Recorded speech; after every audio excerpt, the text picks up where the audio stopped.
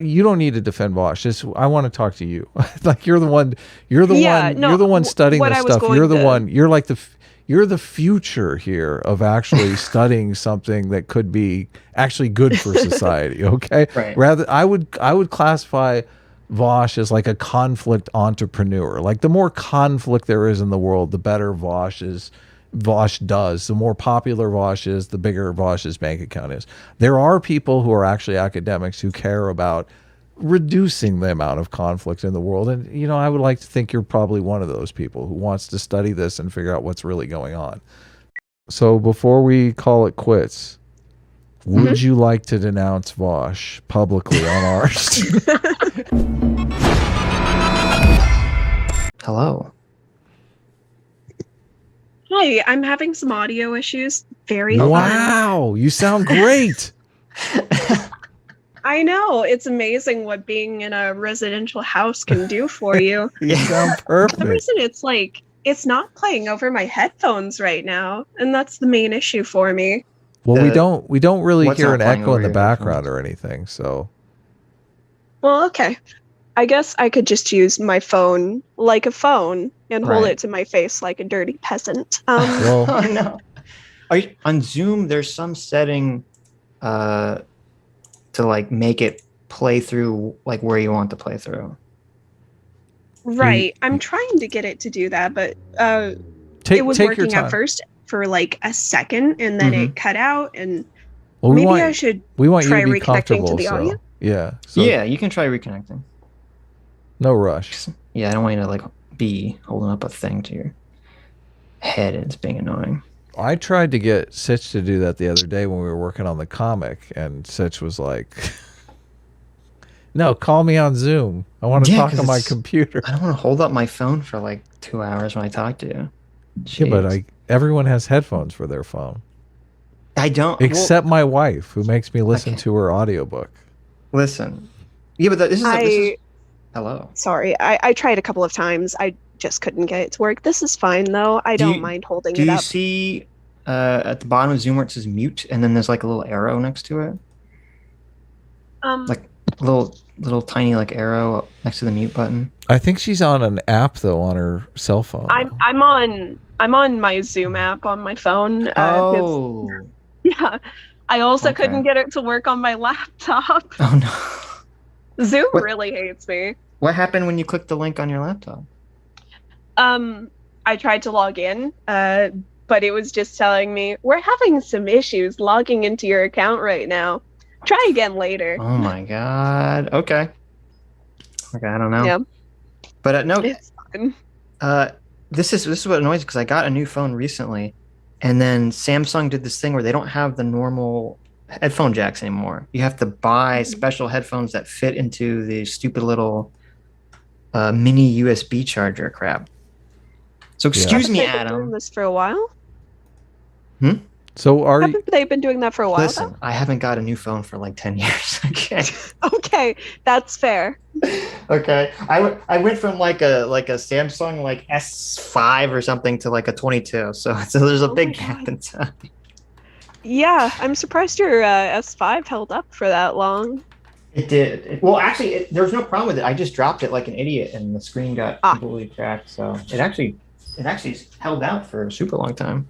It still works. That's So impressive. Charlotte, I'm crediting you as Charlotte's Ghost Poli Sci student. Is that acceptable? Or I mean, That's perfectly fine. do you have a social media or something you want to? I don't really have a social media presence. Good for you. It's mostly just for like, personal friends and stuff. Okay. Mm-hmm. Okay, that's Perfect. good. You probably don't want. I mean, listen, being on social media, I think, is just ruined me. Okay, completely ruined me. I So, agree. I've been on social media for a while now. And it'll probably sound a little. The first social media app I was ever on was like Tumblr, but like Tumblr. Yeah, that doesn't count. Yeah, Tumblr is just a whole other beast. Yeah. So do you? CT says we should call you Dr. Ghost. That's a pretty cool name. That should be your name. That is a cool name. Dr. Ghost. There you go. So I'm trying to be more professional here. Obviously. What? Yeah, can This you is a comedy show, Adam. can you well, if we do these talks with people, and I've seen in the comments people say, I have no idea who you're talking to. So can you introduce yourself a bit, Charlotte? Yes. Sure. My name's Charlotte. I'm a political science and philosophy student in Texas. I'm currently a senior. I have a deep vested interest in political psychology, especially how the internet affects political psychology. So, my goal is to just help people better understand political science as a science and to get like a better grasp on a lot of the kind of jargon that we use that ends up cropping up in online spaces and is often misused, stuff like that, from political science, sociology, philosophy, stuff like that. Sorry, I'm a bit redundant, just That's because okay. I'm a little bit nervous when talking in We front of talk for large 12 groups, hours. but- We're very redundant, so don't worry. Well, Yeah, I you- appreciate it. You don't have to be nervous. So we are super into moral psychology. We talk about politics all the time. I mean, I'm into political science, political psychology. I'm super into this book, The Dictator's Handbook, where they talk about selectorate theory, how democracy works, the difference between democracies and autocracies. So we talk about that kind of stuff on the show a lot. So we're very much interested in these topics ourselves. Sitch? Right. What do you said you're interested in like people misuse terms. What's like the one term that people misuse the most that like really you're like, oh, just triggers you? Well, a while ago, it was when people were using cultural appropriation in a way that didn't make sense for what the term is. What was Um, how are they using it? Well, I think it just got associated with only negative appropriation or misappropriation. So all cultural appropriation fell under the banner of cultural Oh, misappropriation, right. rather Oh, than I like never. the other way around. You're right. I didn't even. You're right. I only thought it did have a negative connotation. I didn't realize it had a positive connotation at all. Yeah, well, it's more of a neutral connotation, right? Sure, Because right. all it means is you're adapting a part of one culture and bringing it into another culture, and I think that's a neutral thing overall, but it can have good or bad outcomes. Right. Well, I thought it was weird with, like, this came up a lot with the hairstyle stuff. Like Kylie Jenner had the cornrows, or I forget. She had some kind of hairstyle. And to me, I just thought it was so weird that people were criticizing her for that, because I'm like, if you want, quote unquote non-white hairstyles to be accepted in office places and in culture, I mean, the way you do that is you have famous people wear them, and that's what makes them cool, and that's kind of what normalizes them. I don't understand sort of like the taboo of saying like, oh, unless you're of whatever ethnic or culture that created this thing, then that's the only way you can partake in it, because then that to me just makes it more isolated and less likely to be accepted. I definitely think it's better to have parts of culture like that, especially things that you could see visually, right? Like hair, clothes, as long as you're not doing it in a way where you're like being an asshole about it, or you're kind of like fucking it up, like you're wearing a Rastafarian Halloween costume, that's really Sure. No, that's not good. Right. Right. You don't want to look like you're trying to wear someone else's culture like a costume. Sure. You don't want to mock. If you're just doing it because you think it's cool and you have a respect for like where it comes from, and you're like, yeah, awesome, I'm into this, then Right. I don't necessarily see that always as a bad thing. Yeah, you don't want to like mock someone's culture. This is a little different. Yeah, sure, that makes sense.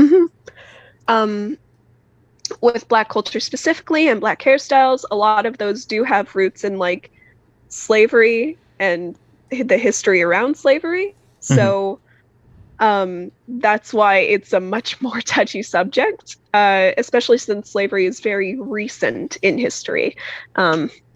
and the continued disenfranchisement of Black people continued, even after slavery. So I can understand why people were a little bit more miffed about it. It's a very rich white woman wearing cornrows. It's like, maybe not this time, but I don't know. It's not worth getting too upset about. Maybe just weird Champer and then move on. I understand kind of like the emotion of resentment. Like if you're like, oh, if I'm penalized for doing something and then I see someone, do the same thing and they're applauded for it. I understand that, that feeling, that emotion. But I think logically, which is difficult, logically, it's definitely from like a consequential view. It would be better to have more people. If you want these hairstyles to be accepted, I know a lot of this comes to like, businesses are discriminatory against these kind of hair policies. If you want this to be accepted, you want more Kylie Jenners, you want more famous people sort of wearing these things because that kind of forces society to accept them. Yeah, I think that definitely seeing Black hairstyles more often in the public sphere, that really does help with acceptance. And like I've had friends who like wear their hair natural, right? And then they'll get written up at school because it's like, oh, you're wearing your hair against dress code. And then the dress code is based around like white hairstyles. And I just don't think that's fair. So, it goes down to even like the smaller micro levels like that when you increase acceptance. So I did take some time earlier this week to write out a little bit in terms of notes, just because I wasn't sure what show I was going on or how much I would really be expected to answer. But knowing a little bit better now, I did write out a little bit more about political psychology in some bullet points.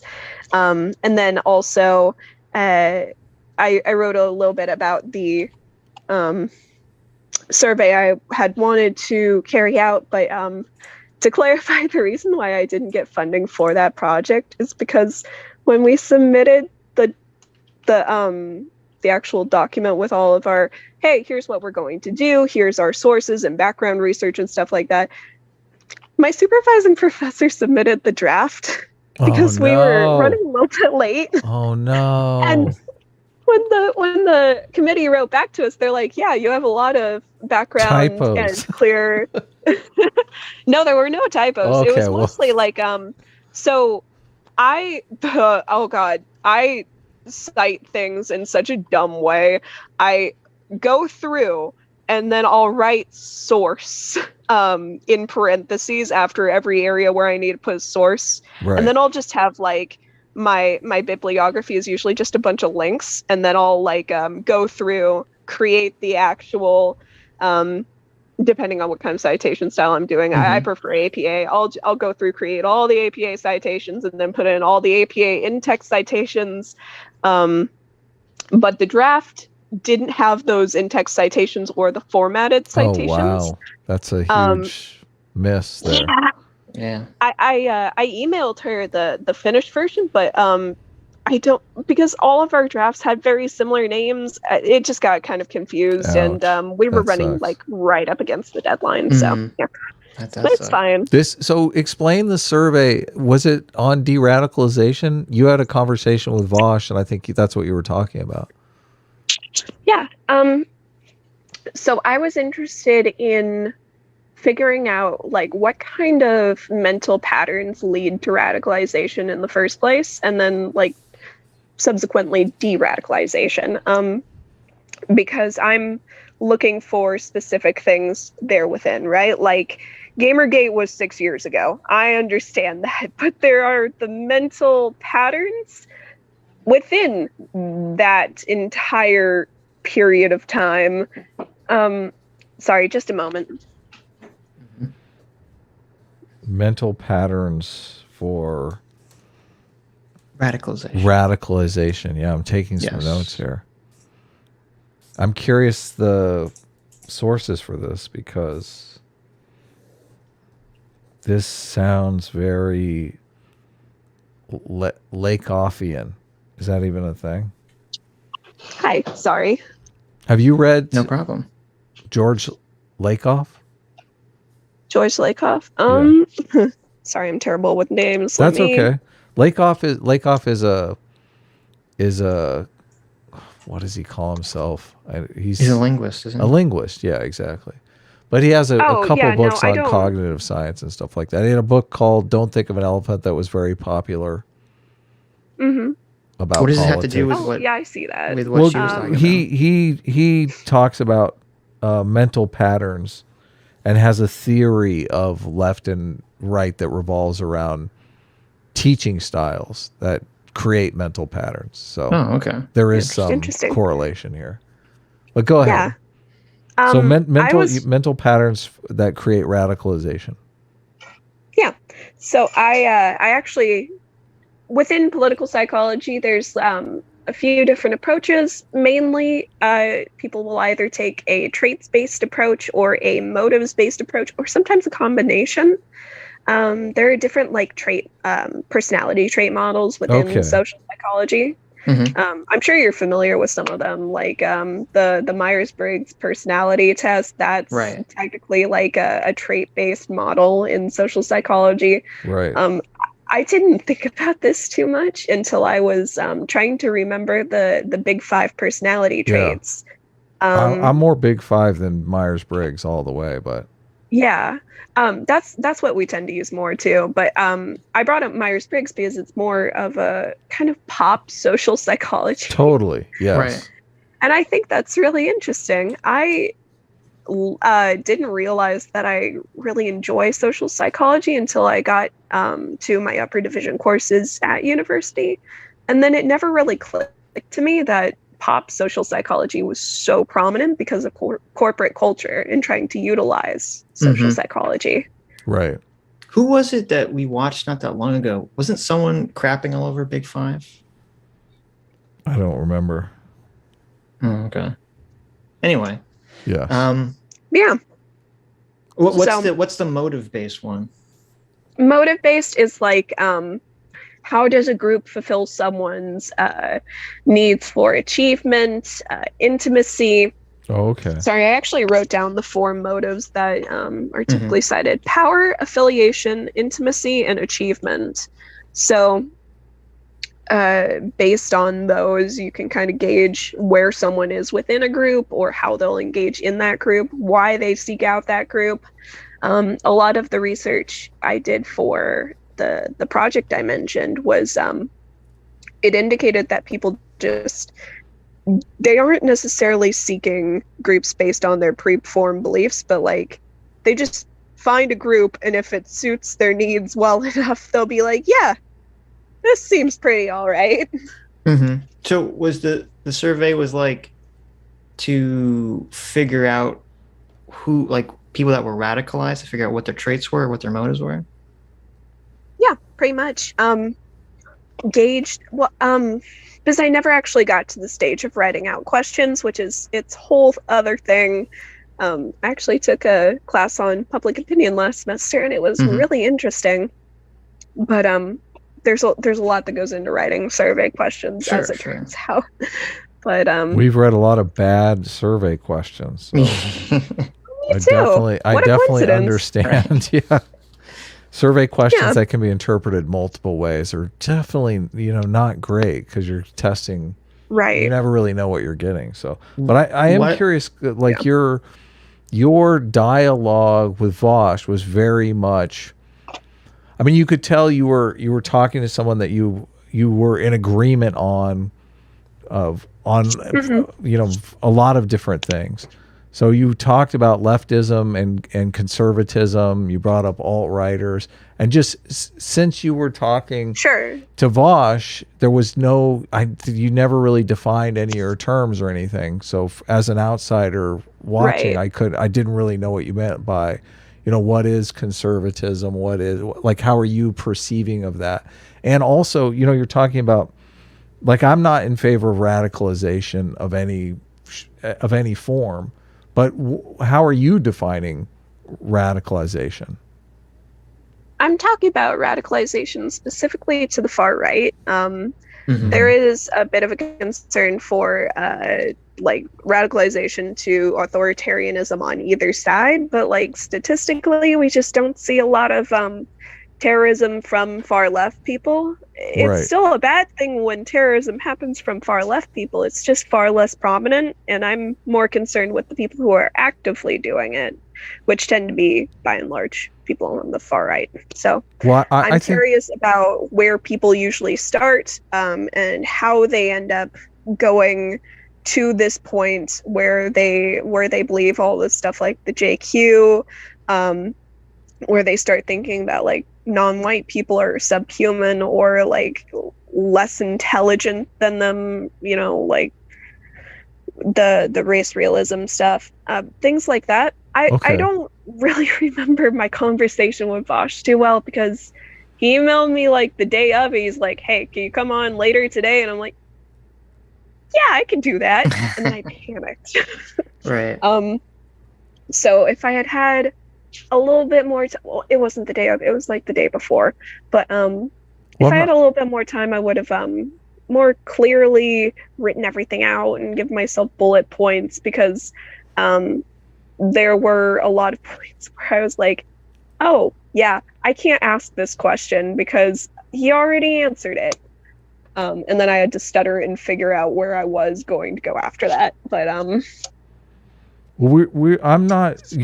What you're describing, I'm not in any way, shape, or form in favor of. Obviously, it sounds like you're describing what I would describe as like racism or bigotry, which I'm obviously against racism and bigotry.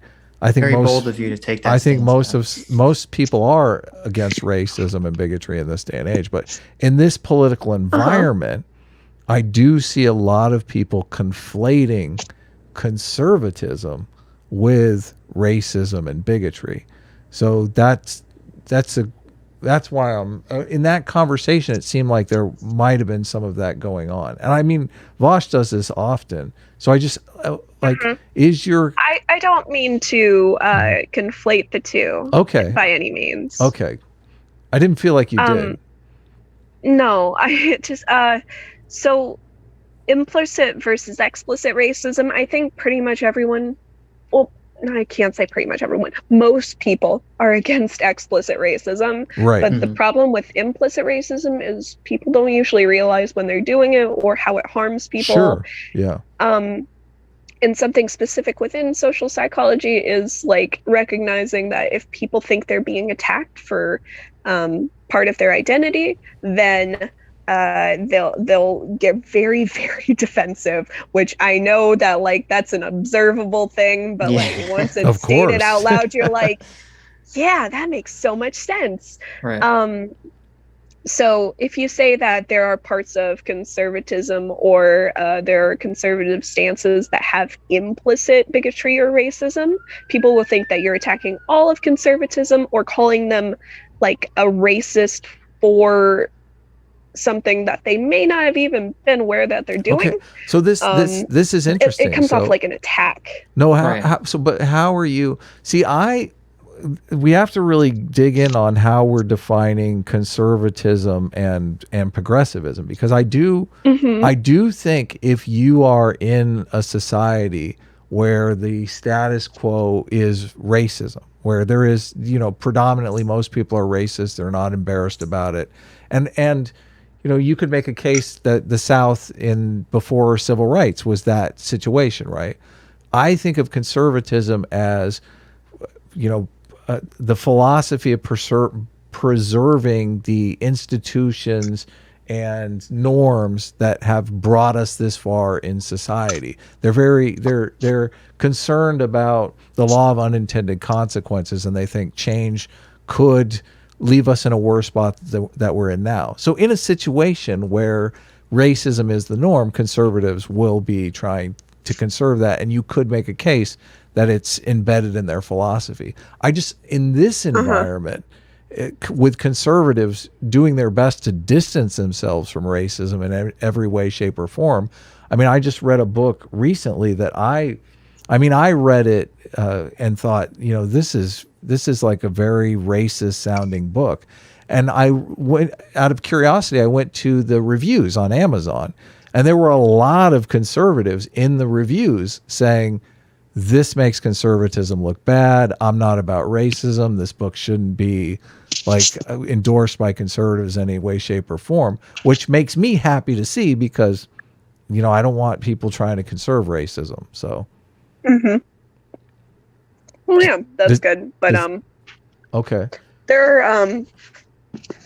I don't want to make conservatives feel like I'm saying that they are implicitly racist or that they are doing racism implicitly all of the time. I don't know. I don't really want people to feel like I'm trying to attack them, Right. Mhm. That's never my goal. I feel like there's a butt coming.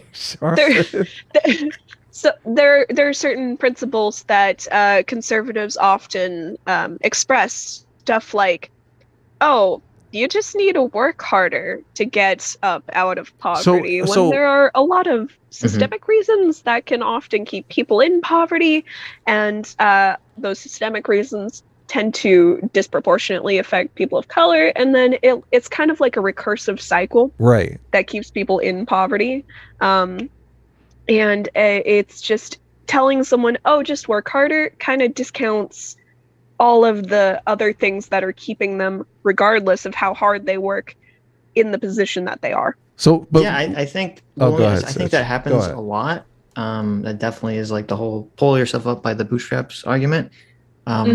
And I think there's a huge flaw.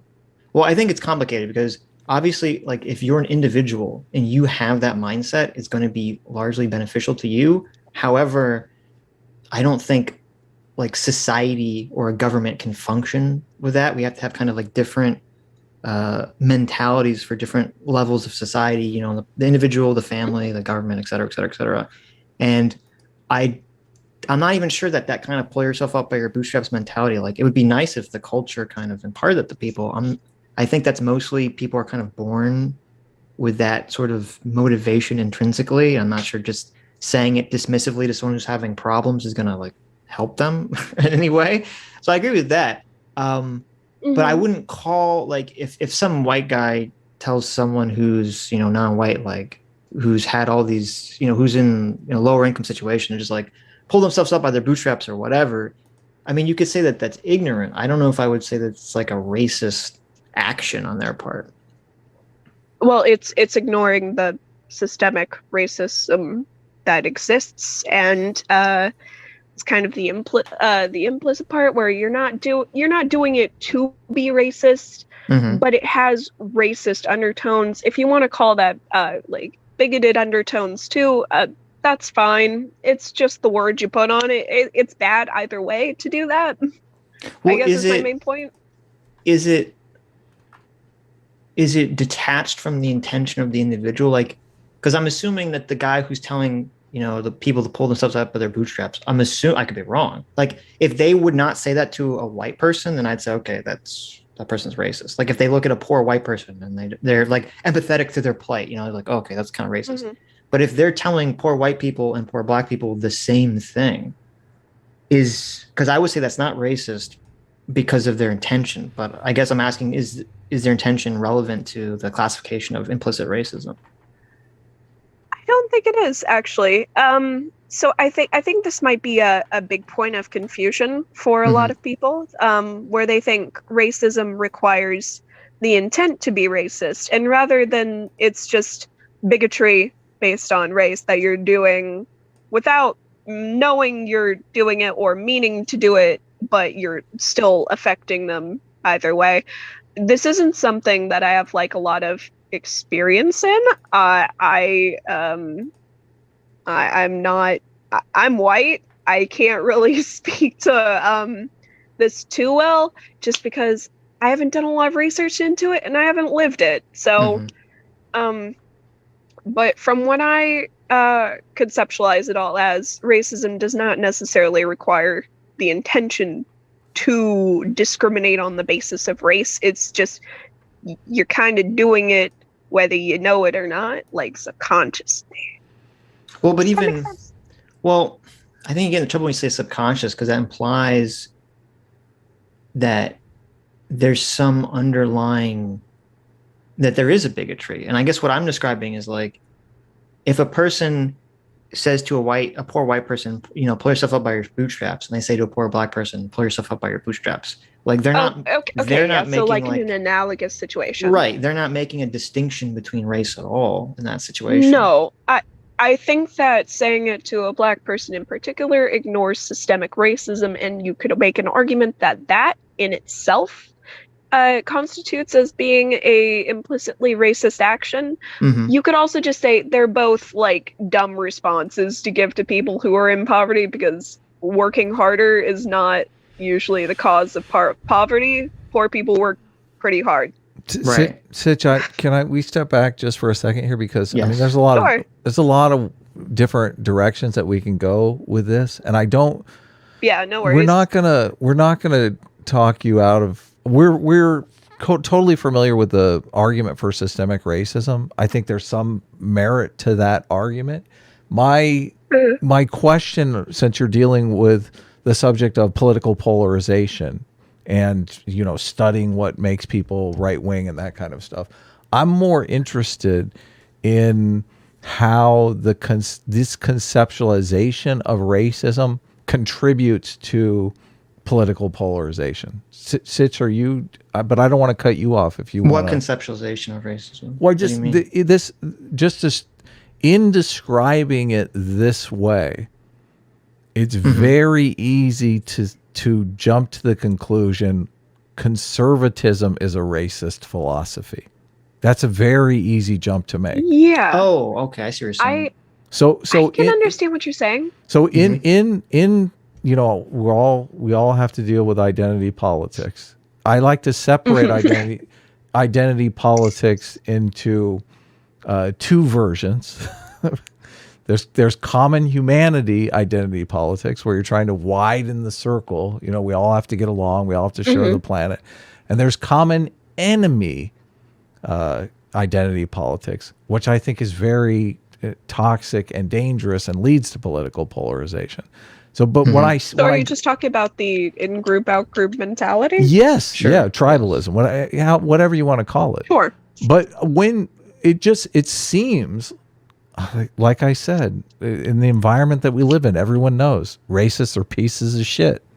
They're they're detestable people. Yeah. So, yeah, I could speak on this a little bit. In academic settings, there's like an implicit understanding that. Sorry, one second. Gross. I'm a little bit sick. No problem. So in academic settings, oh god, that made my throat worse. One second. It's okay. Go get some water. Yeah. But Did I derail you, Sitch? I didn't know. no, it's I feel like we've had the it's a good point. conversation. I think we've had. You can't. The whole idea behind systemic racism. It's like. well, that's not what I was just trying to understand what's being talked about. I'm not trying to. Sure. I wasn't going the route you were thinking, but Do we need to like clarify anything, or no, I don't think Okay. so. Okay, cool. So in an academic setting, there's an implicit understanding that things are nuanced, and especially within social sciences, that things are very nuanced, because human beings are kind of weird, and there's like a million different aspects to any one issue. So that's all fine and good in an academic setting to be talking about how an action has like racist connotations to it. The problem is when it moves out to like the general public and you lose the nuance, especially since a lot of people are only engaging with it in passing. They are not taking the time to do like an autistic deep dive into the subject. I would know. I'm neurodivergent, so like I've been there, you know. But because a lot of people who use the internet are, you know, teenagers or 20-somethings, and they're still in that stage where they are being politically socialized, they will take things at face value. So if you say, telling a Black person to pick themselves up by the bootstraps, even if you would do the same to a white person, probably does have racist connotations. Or even if you just say it's racist. They will also likely have taken in the rhetoric that racism is bad and you should do everything that you can to oppose racism. And for some reason, within like teenagers, this usually means bullying. So they'll just harass people for bad behavior when it's not a very effective thing to do, for one, and for two, you're not really making anyone change their, like, on top of not being able to make people change their minds, you're making yourself look bad, and you're making like anybody you associate with look bad. I think that might be a prominent issue, because if you start saying that X thing is bad and you should oppose X thing, people will take that to a very far extent. I don't think necessarily saying that, hey, that thing you just did was kind of racist, maybe don't do that again, puts someone necessarily in the out group. Does that make sense? Like, you could still be in an in-group and be welcomed within a community, even if you fuck up from time to time.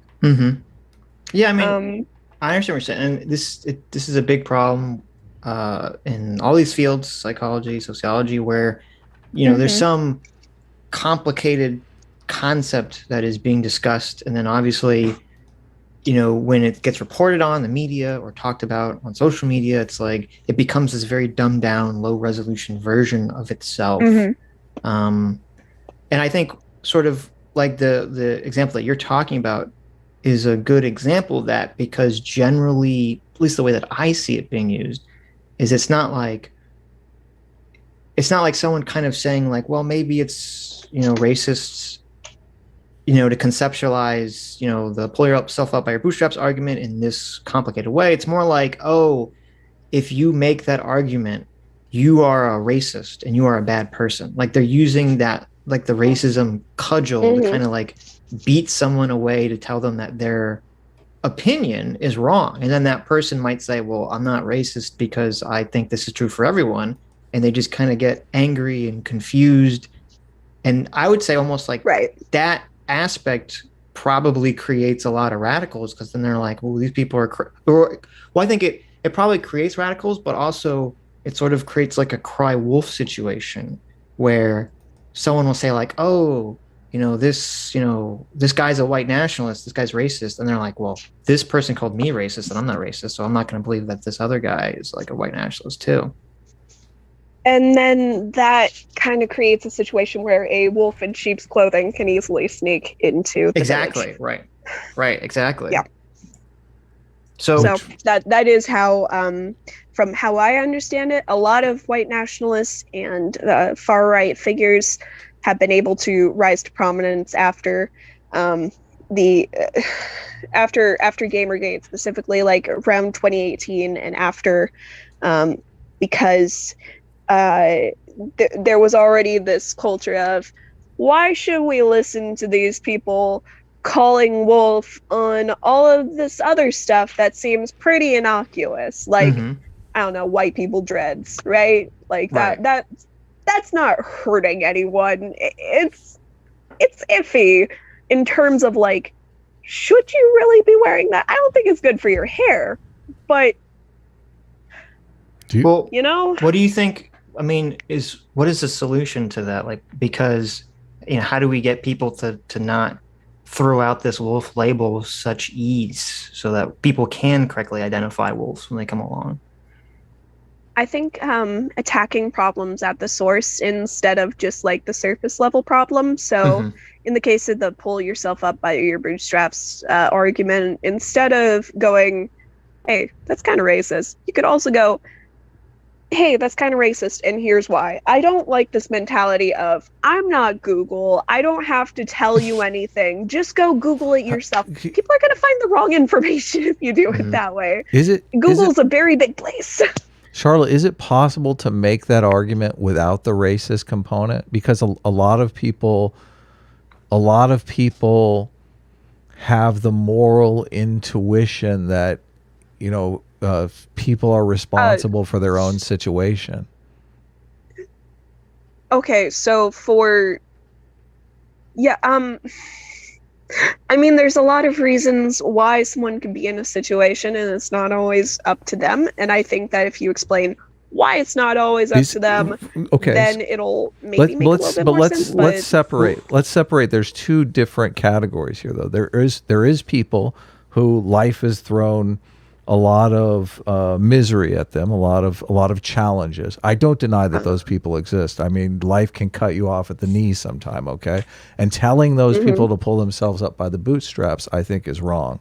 But there are people who are lazy and don't want to work. I mean, people are very prominent. I'm a little bit guilty myself as a lazy person myself. Well, hold on. First of all, Adam, you're not lazy at all. Okay, so that's not true.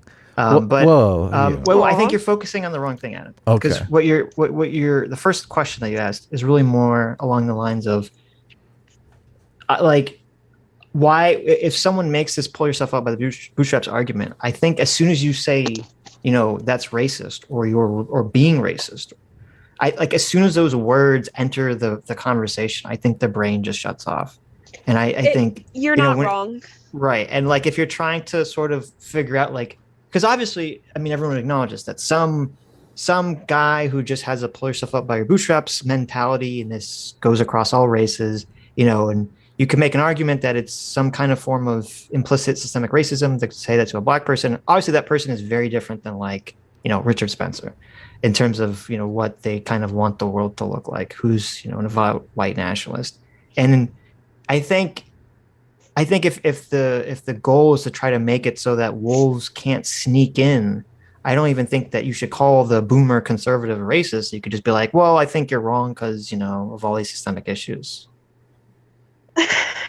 Yeah, you're not entirely wrong. I think it's important to call out behavior as it is, but to the person you're calling it out to, you could change your rhetoric based on your needs.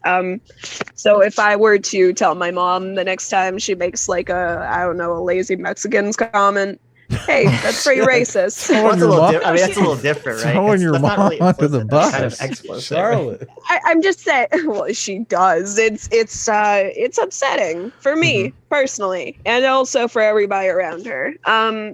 She does not want to be called racist, though. So if I were to say, hey, that's racist, she won't listen to me. I could also, you know, take the time to explain to her why that's not true. Or I could, like, you know, use rhetoric based around, like, I don't know, shared issues that she might, because she's also, like, a hardworking lower class person. She's, like, lower middle class. She works constantly. She works, like, 50 hours a week. Right. I don't think that, like, necessarily there isn't a way to get her to, you know, see, hey, that's racist, but it would take too long, you know? Like, even in that example, like, I mean, that's someone making some comment about, like, Mexicans being lazy. Like, that's explicitly being racist. Like, that is people would generally acknowledge that as a bigoted comment. I think it's a little different than just, like, kind of broadening the racist term to imply to all this sort of, like, implicit or someone basically just not even implicit racism, someone just not acknowledging some systemic issue, which maybe you can call it ignorant. I think it opens the door categorically to broaden the category too much to call that racist. Sure. That was the first example that came to mind. It's harder to form implicit racist examples. Maybe something like, I don't know, telling a black person to pull their pants up. Like, you could argue, that's also racist, but it's, like, implicitly racist. it's not necessarily like racist to say it to a white person, but if you say it to a black person, there's a lot of connotations that go along with it, and it's a whole thing. Is what I'm trying to get at. But yeah, I understand. I think that when you're arguing with people online, which often happens in the current day and age, it might be better to just address people like at face value instead of saying you're racist and then proceeding to harass them. To be fair, they were being racist, so that sucks, and not necessarily sad that they're being harassed, but I don't think it's a good idea. It's not helping them, and I'd prefer to help them to not be racist. Well, I mean, it kind of it goes to the, we brought up Gamergate, which is in what you said before that I think is very true, is that there are actual people who are explicitly racist, who, we would classify, everyone would agree, is on the more extreme end of whatever the racism spectrum is, the Richard Spencers, the Nick Fuenteses, the white nationalists. And, you have a situation, I think Gamergate to me is the perfect example, because you have a situation where, some tiny minority of people are, gossiping about some salacious, what they consider a sex scandal, whether it really happened or not, drama about it. And it's just this tiny amount of people are sort of gossiping about this because it's juicy gossip. And then basically all these video game journalists come out and they basically label the entire fandom of gamers, or the entire, group of people as gamers, as being sexist and misogynistic. And you have all these people who are reflexively what the fuck? Why am I sexist? What are you talking about? I haven't engaged in any of this behavior. Right. I don't even know what's going on. And then those people completely lose faith in all those game journalists. And then if those game journalists point to someone and say, this person is actually misogynist or actually racist, they're never going to believe them in a million years. Yeah, well, it's like I've said before, right? When people think you're attacking an implicit part of their identity, then they will just shut off and they will go full defense mode. Well, so the implicit part though is like an accusation. You're making an accusation about them. That's why they're upset. No, I didn't mean. I meant implicit, as in it's part of their you're a gamer, collective not identity. That the gamer is sexist, right? Right. Yeah. Oh, okay. No, I didn't mean that they are implicitly sexist. I'm sorry. I should have been more specific you mean with explicit. my language. You mean explicit is what you mean, but no. She just mean that if someone identifies as a gamer and then you say all gamers are X, right, you're attacking the gamer identity. Right, but they're going to be reflexively. There's explicit parts of the identity. Well, I guess if they're expressing they're a gamer, and there's then implicit yes, parts of the identity. The explicit part would be they play video games. The implicit part would be that they like violence, right? No. I'm just going to say a part of their identity. I didn't mean to include the word implicitly in there. I'm just trying to follow along, obviously. That was my bad. Yeah.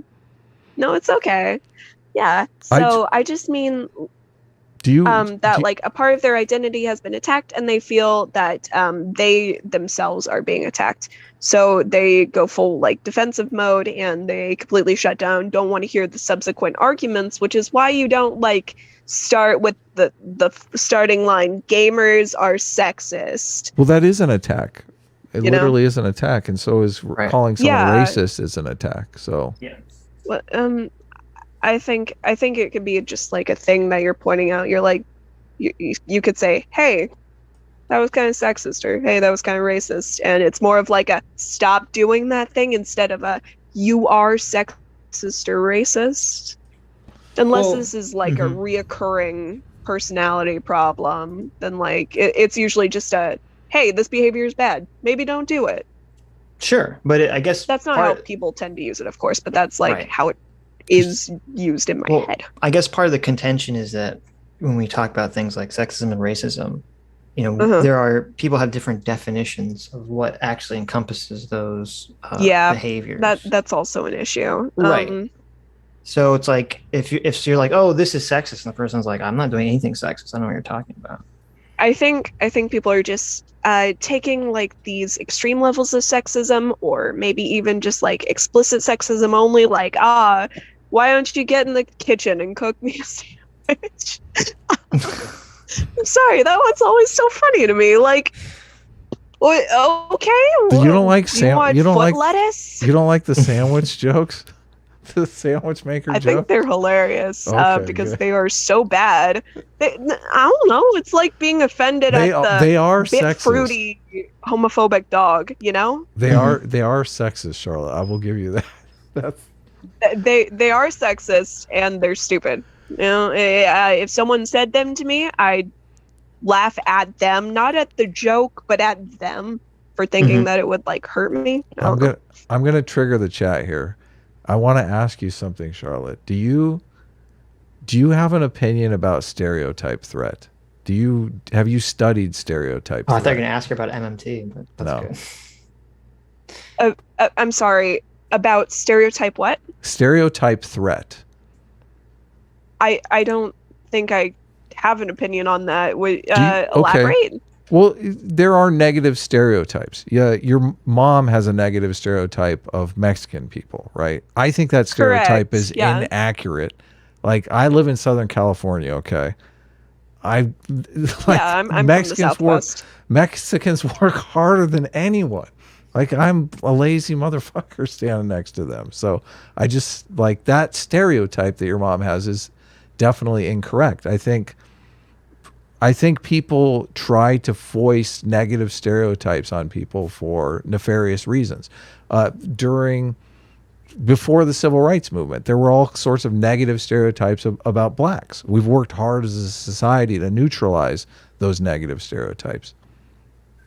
Right. So, obviously, a lot of those still persist, and they are rooted in our, history. But I admit that, I completely acknowledge that society has moved forward in terms of progress in our views of certain groups of people. Right. Well, when I listen to your conversation with Vaush, and I'm not accusing you of doing this, more Vaush, because Vaush constantly does this. Vaush is in the world creating negative stereotypes of conservatives, that conservatives are racists.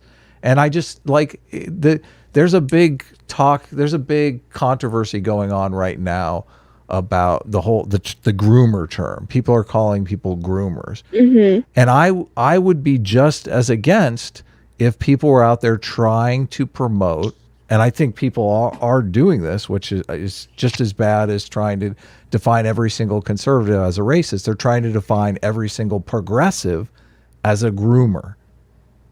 That's a negative stereotype.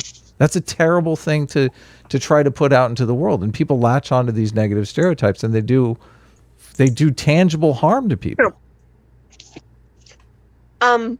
If I could speak on this for a moment.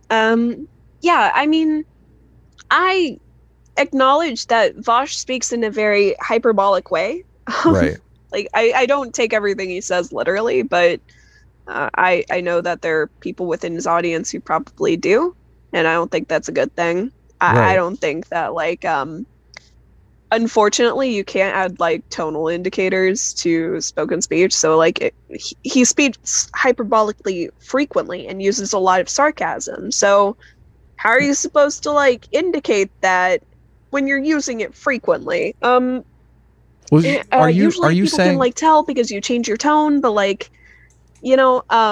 you hold on, I hate to interrupt, but sorry, let's because I just want to be clear here. You don't need to defend Vaush. I want to talk to you. You're the one you're the one studying this stuff. You're the future here of actually studying something that could be actually good for society. Okay. Right. Rather, I would classify Vaush as a conflict entrepreneur. The more conflict there is in the world, the better Vaush does. The more popular Vaush is, the bigger Vaush's bank account is. There are people who are actually academics who care about reducing the amount of conflict in the world. And, you know, I would like to think you're probably one of those people who wants to study this and figure out what's really going on. So, I mean, you're making an argument here for de-radicalization, which I like. I love. But if you're classifying conservatism as racism based on a stereotype, and we can argue whether or not Vaush believes all conservatives are racist. I think he probably does, even though I do agree with you that he's being hyperbolic. I think his truth is that conservatism is racism. That. Okay, well, that's good to hear. I would like to hear that from Vaush.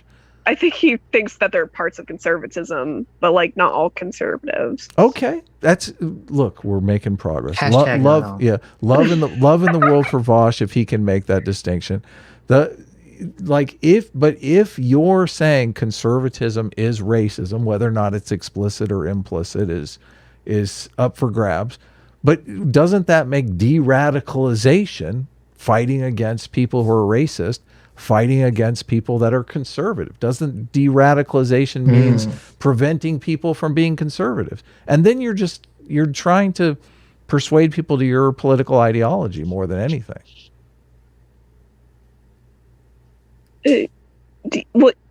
Yeah, I mean, swaying people to your political ideology is part of political discourse in general, but it's not part of science. No, that's not.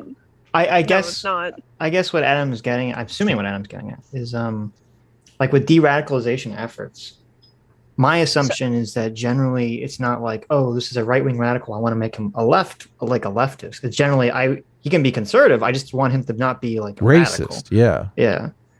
Well, I want him not to be prefer bigoted. people not be fascists. Yeah. Sure. Right. Yeah, me too. For me, my only goal when I'm doing political science is to like figure out what the current state of things is. Right, the truth. What happens afterwards is not related to that. So if I want more people to go from being like white nationalists to being, I don't know, like progressives, that's not part of political science. It could still be part of my personal goals in terms of what my research can do afterwards, but like my research should always be as representative as possible of the current like circumstances of any particular group of people. You're taking an anti-critical theory approach. I like it. Well, no, it's more of just a positivist approach to political science. Sure. But it's like when you're doing the actual political science part, that is literally just gathering data and then sorting it. That's all you're doing. It's like 1 + 1 = 2. Well, I'm assuming since you are saying that Vaush doesn't believe all conservatives are racist, and you obviously don't believe all conservatives are racist, but that stereotype just disturbs me quite a bit. Well, let me. I think I get what you're getting. Let me rephrase what you're saying. Okay. So you have to repeat yourself. You're saying like, okay, if we broaden the term of racism to include a standard universal conservative idea, like pull yourself up by your bootstraps, then how is like then we've constructed a system where definitionally conservatives will always be racist, and it seems like it'd be impossible to basically talk them out of like that position. Standard position that they hold universally of people regardless of their race. I mean, it's not necessarily. How do I phrase this? It's not that you're defining a part of conservatism as racism. You're more defining like the consequences of that belief, or like the factors that go into it as the racist part. Then you're saying, hey, this is not a good thing. Maybe don't continue to promote that. Like, if the consequences of the philosophy are racism, then the philosophy is racist by definition. Doesn't mean the entire. I guess that part of it would be, but I tend to take things from like a piece by piece approach. Let's. This is why I began with the definition of conservatism that I'm using. This idea that Uh-huh. they're just trying to conserve institutions and norms that are working. Like, how do you define conservatism? Like, you seem to think the pull them up by their bootstraps is some core Well, essence of conservatism. That was more of just an example, not Okay. really like the core essence or anything. I would say it's a core it was essence, a but sure. Well, it's a Protestant work ethic. That's where it evolved from. So I don't think. Okay. Anyway, sorry. I'm trying to figure out how to phrase things in a way that like Right. makes sense, but I also don't ramble. rambling's So okay. for me, conservatism. It's just as you said. It's conserving institutions and norms, but more so modern neoconservatism also has a tendency to want to regress, to like undo progress instead of just. It's not necessarily always trying to go back to some kind of previous society. Sometimes they'll just make shit up and then be like, yep, I'm conserving this thing that I made up 5 seconds ago. Sorry, specific examples are very difficult on the spot. Well, I've seen a separation between conservatives and what people are calling neo-reactionary now. The neo-reactionaries definitely want I to definitely think there's like a difference between like the neo-reactionaries and like conservatives. I don't know, like older traditional conservatives, whatever you want to call them. Hi, sorry, my cat just came to try to steal sausage. She smelled food and she was like, wow, you haven't fed me in 5 minutes. Guess this is mine now. But anyway, so I agree there is a difference between reactionaries and regressive types compared to the conservatives of like, I don't know, the 80s-ish. I was going to say like late 70s to early 90s, but that's basically the 80s. Right. You know, it encompasses the entire 80s. Incredible thing, that. Well, like, Mitt Romney, I'm not a big Mitt Romney guy. I don't like that he was big into leverage buyouts, which I think are disgusting. But I mean, he's very conservative, but I don't think he's I don't think he's a neo-reactionary. No, absolutely not. He was one of the few people to actually be like, yeah, what Trump's doing is pretty fucked up. Mm-hmm. And well, even like my phone. Like I don't think whether someone likes Trump or not wouldn't necessitate whether they're neo-reactionary. No, Right. I just meant like, not necessarily, but there were a lot of actions that a government official should probably call out. Yeah, sure. If they don't want to seem like a neo-reactionary. So, Mitt Romney did call a lot of that stuff out. And, Well, maybe you know what? Good for him. Pat on a the back. better example would be like Ted Cruz, who I really despise, but I don't think he's a neo-reactionary. Probably not, but Here's a quote from the live stream that you did with Vaush. Okay, are you ready? Oh, great. Thank you. Are you ready? Okay. This is No. hold on. If you're especially if you're dealing with like alt-righters and de-radicalization. Like we've watched a lot of the content critical of alt-righters, and I'm not in favor of the alt-righters either. Like the racism stuff bugs me, it really does. I don't actually really remember racism coming up in the conversation, which is why I'm kind of confused. So really, quote, really, yeah. Well, I'm curious what this quote is then. I don't know. Vaush says all conservatives are hiding their real hate for trans and black people.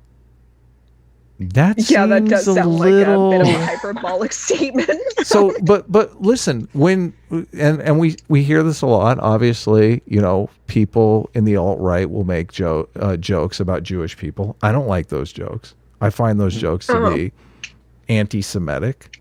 I can take a joke just like other people can. Yeah, but you always wonder, are they really joking? Is this really a joke? right? Yeah, I think that's a bad So why thing. is Vaush allowed to do this? And I'm supposed to sit here and go, is he really joking? Or does he really think that? I think it's fair to call him out for making jokes like that and encouraging like a outgroup mentality about conservatives, because it makes it harder for people to like approach conservatives in a reasonable way. Yeah, it's dehumanizing them. It makes any kind of winning coalition strategy impossible. Yeah, my main issue is that when Vaush like talks to people, he's very respectful, and until it inevitably devolves into a shit show. But those are always funny. Is that your cat or Adam's cat? Someone wants to talk to you guys. What's your cat's name? This cat's name is Ragamuffin. This is basically a That's stray cute. cat that came to live with us. My cat's So- name is Andromeda, and she only talks when she wants Oh, food. wow. Are you a Men in Black fan? Isn't that the cat from Men in Black? I thought it was. Is it? I think it is. yeah. I named her Andromeda because she's a calico with a really Oh, cool okay. pattern. Yeah, that makes sense. Yeah. That totally makes She sense. looks like a little galaxy. But no, I think it's fair to criticize Vaush for making jokes like that. So- I don't have a problem Well, with you. two things. doing First that. of all, Adam, the cat in Men in Black's name was Orion. Okay. Oh, it was? How Okay. dare you? You're right. Orion's belt. Never mind. Yes. Yeah, I'm they a- said I'm the an keys in idiot. Orion's belt. Yes. I'm an idiot. Yeah. The second, I don't think Vaush is joking when he says that statement at all. I think he's completely serious. I think he is too. Yeah. I can't read his mind. Sure. But I mean, So- I don't know if you. I mean, I don't want you to like be the Vaush defender or anything like that. But don't I know don't you put sound her like in his- that position. I know it's just like because White recently. knighting for Vaush. Yeah, I know don't because do it. recently, well, because we're talking about radicalization, and recently, Vaush, had a debate that was widely talked about, where he very explicitly at the end of the conversation advocates that basically anyone on the left can engage in political violence against anyone on the right and can classify it as self-defense. And I mean, to me, that seems like a pretty Did radical. he say that? Yes, he did. Interesting. Seems to be pretty radical. I haven't seen his last like 3 or 4 streams, Mm-hmm. so I wouldn't know. Right. Yeah, you're under no obligation to defend Vaush. Yeah, obviously. sure. I just, in the context of, I mean, I view a lot of this as just people misrepresenting one another for political advantage. And these negative stereotypes, I mean, this is the root of racism. Racism is about developing negative stereotypes about some outgroup, some race, some religion, so that you can denigrate those people. And so people feel justified at denigrating those people. And I don't think it's healthy or helpful. So, Well, you mentioned in-group, out-group earlier, which is like one of my favorite things to mention too. And like the way that I look at it, and I don't know if you look at it the same way, is that really the only effective way to combat, racism or any kind of bigotry is to expand the in-group so that, someone who's white does not view someone as black as the other. They view them as, American or whatever city or state or whatever they're part of. They include them in the in-group. And to me, I think that's the only way to really fight this kind of bigotry. it's hard when you tell them they're hiding their hatred for trans and black. Well, I mean, people. do you agree? Do you think there's an alternative way to fight racism beyond expanding the in-group? I mean, education about like the things that are racist, so that you don't run into the problem of people being like, "What? I'm not doing anything racist," and then getting super defensive. Instead, just like nipping it in the bud and getting ahead of that, so that they don't do the racist thing to begin with. And then so on top of education, expanding the in-group might be a good idea. Maybe not necessarily like you don't have to like. I think this is a problem that a lot of people encounter. You don't have to like everyone in your in-group. You just kind of have to tolerate them. Yeah, you don't have to like everyone in your family, but they're... You have to love them, Sitch. What are you talking about? Okay, that's a bad example, but Yeah. well, yeah, you don't have to. I mean, but I guess the thing is, it's not a question of liking people. It's a question of seeing them as an individual as opposed to a representative of a group. I mean, Yeah, I Right. don't think it's fair to lump anyone in based on like group characteristics. I don't think that's fair. I Well- think that you should judge people like individually, and I also don't think that you should also judge someone by their membership in a group, because not everyone has necessarily the same experiences. Yeah, no, I mean, I think that's 100% true. But I think that's kind of the problem I have with sort of the conceptualization of some of the way fighting racism is talked about today, because to me, that's what, that's what racism is. It's, lumping people in together. It's not treating someone as an individual. And like in the example that we were talking about, like the bootstraps, telling a black person to pull themselves up by their bootstraps.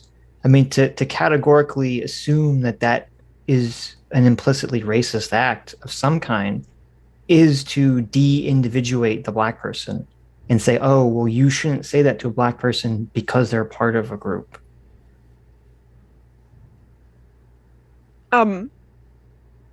Yeah, I don't like trying to generalize a group's members, especially when you're interacting with them on an interpersonal level. Mm-hmm. Because group membership is important in terms of like what experiences you might have had, or how your political beliefs develop, sometimes even how your values develop, depending on when you joined that group. And it's also like where you are within the group structure. So like within social psychology, there's obviously studies of group psychology. It's not that individuals aren't affected by their group membership. It's just that it's not productive or effective to interact with people as if they are their group. Right. I think that's so strange. Like making them an ambassador for their group. Right. I don't know. It would be like saying, I am the same as every other Vaush fan, which if you know You're the ambassador to Vaush fan. You are not a typical Vaush fan at all. We are Legion. We're all like balding, bearded, overweight guys. Oh shit. How dare you?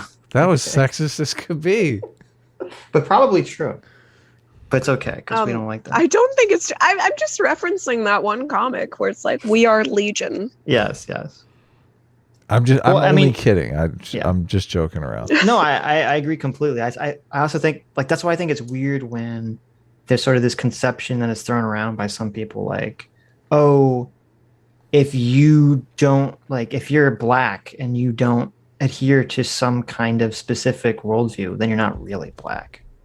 Like, you give up your black card by disagreeing. Yeah, I always think that's super weird.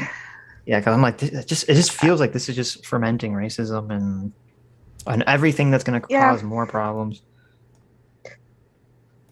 Yeah, I think that encouraging this kind of like thought pattern definitely leads to like falling into like racist tendencies or anti-Semitic tendencies, sexist tendencies, etc.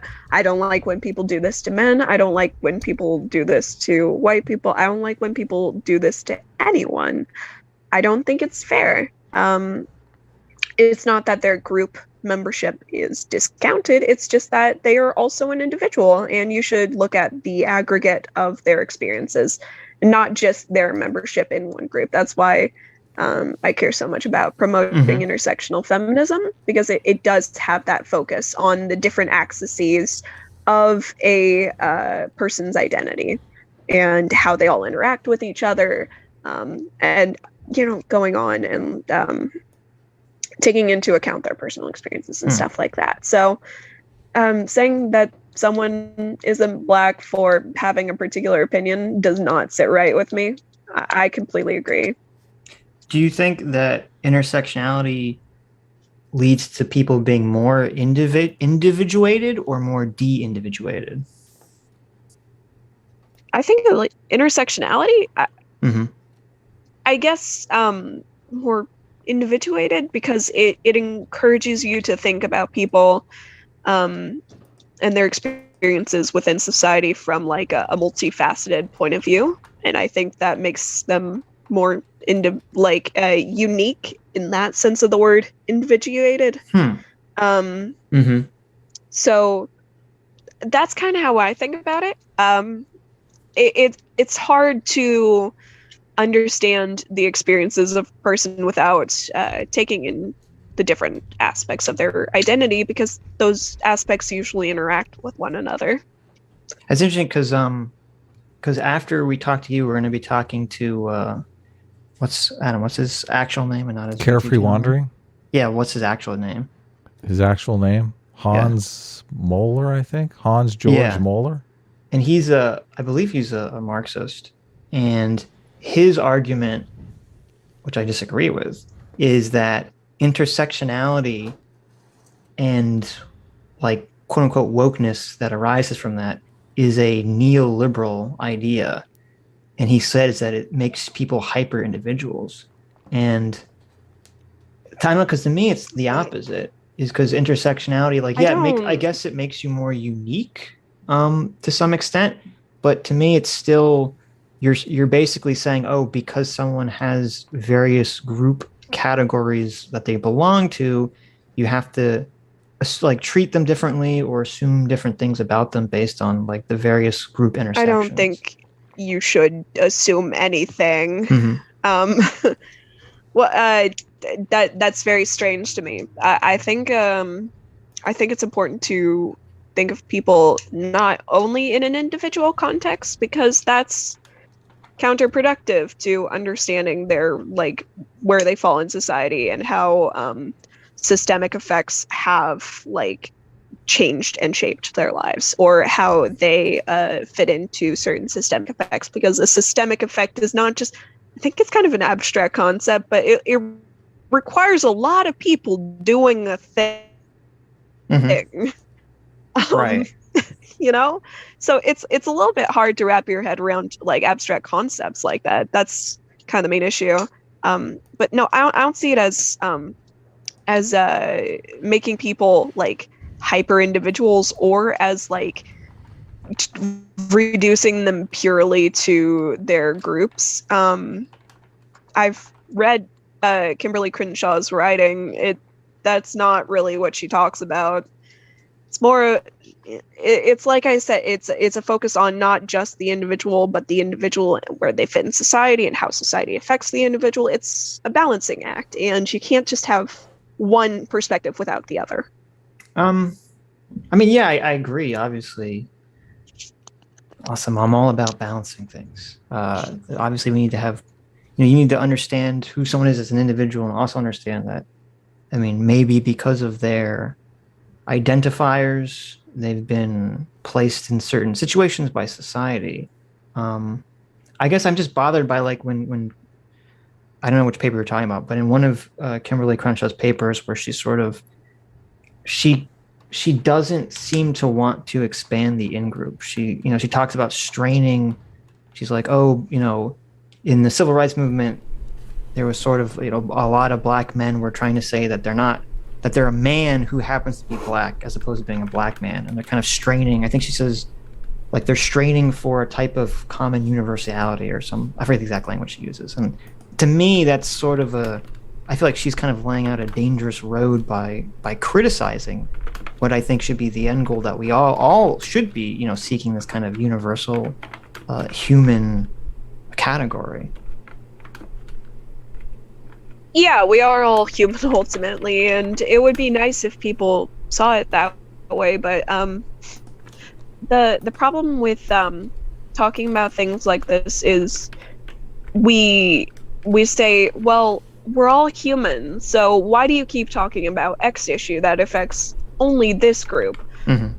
It's because there's still systemic issues that affect only certain groups, and I think it's fair for Kimberly Crenshaw to be skeptical of black men who are trying to discount the fact that they are Black by saying that they are a man who happens to be Black, because it ignores the experiences of Black women too, which is something she writes a lot about, is how often in civil rights movement and even now, there's less of a focus on Black women and the common issues that Black men and Black women face, but also the unique issues that Black women face.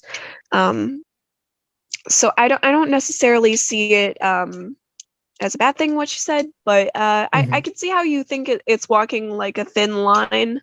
I do understand this this desire for like kind of a we're all human. Everybody is all human. Sitch It's isn't. just you also.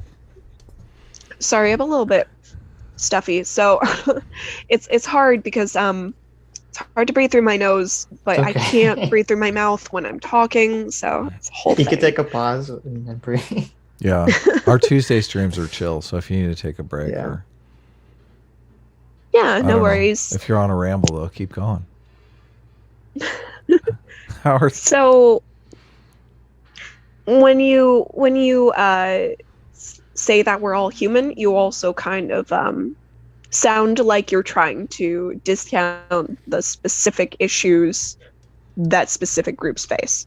Right. Does that make sense? No, that makes perfect sense. I guess I feel like because people are not able to hold sort of nuanced ideas in their head, that it's Correct. like they lose. Like this comes in a lot with color blindness, which is that, you know, I understand sort of like the argument that you said, which is sort of the argument against color blindness, which is, you know, color blindness should not be used in a way to ignore current racism or past racism, which has created, you know, systemic issues that should be addressed. But then it feels like people then lose the aspirational part of color blindness, and that's, I think, where we get lost. Is because, like, I mean, I would hope that most people would still say, you know, we should aspirationally be pushing for the Star Trek future where, you know, people don't care about race. Like, that should be the end goal. And I think that gets lost. I mean, I don't think, like, when Kimberly Crenshaw says what she says, I think, I'm assuming, because she was a student of Derek Bell, that she's taking the position that she doesn't think a colorblind world is possible at all. Sorry, I think it cut out for a second. Oh, okay. I said I'm assuming, since Kimberly Crenshaw is a student of Derek Bell, that she aspirationally doesn't think colorblindness is achievable at all, or should even be sought after. And I guess that's where my contention is losing sort of the aspirational goal of colorblindness. Yeah, so this is something I've always kind of thought, especially when I'm taking sociology classes. I understand the desire for colorblindness. It's just that desire often forgets the systemic issues that still exist. So when you say you're colorblind, in this sense, it's sorry, this is difficult because I'm not a sociologist, and funny enough, Vaush would actually be much better at explaining this. Well, I don't have worry, a degree I'm not a in sociologist sociology either, so. Vaush explaining I understand. sociology. Oh, you've piqued my interest. No, I think that he would do a really good job of it because he still has like all of that academic background.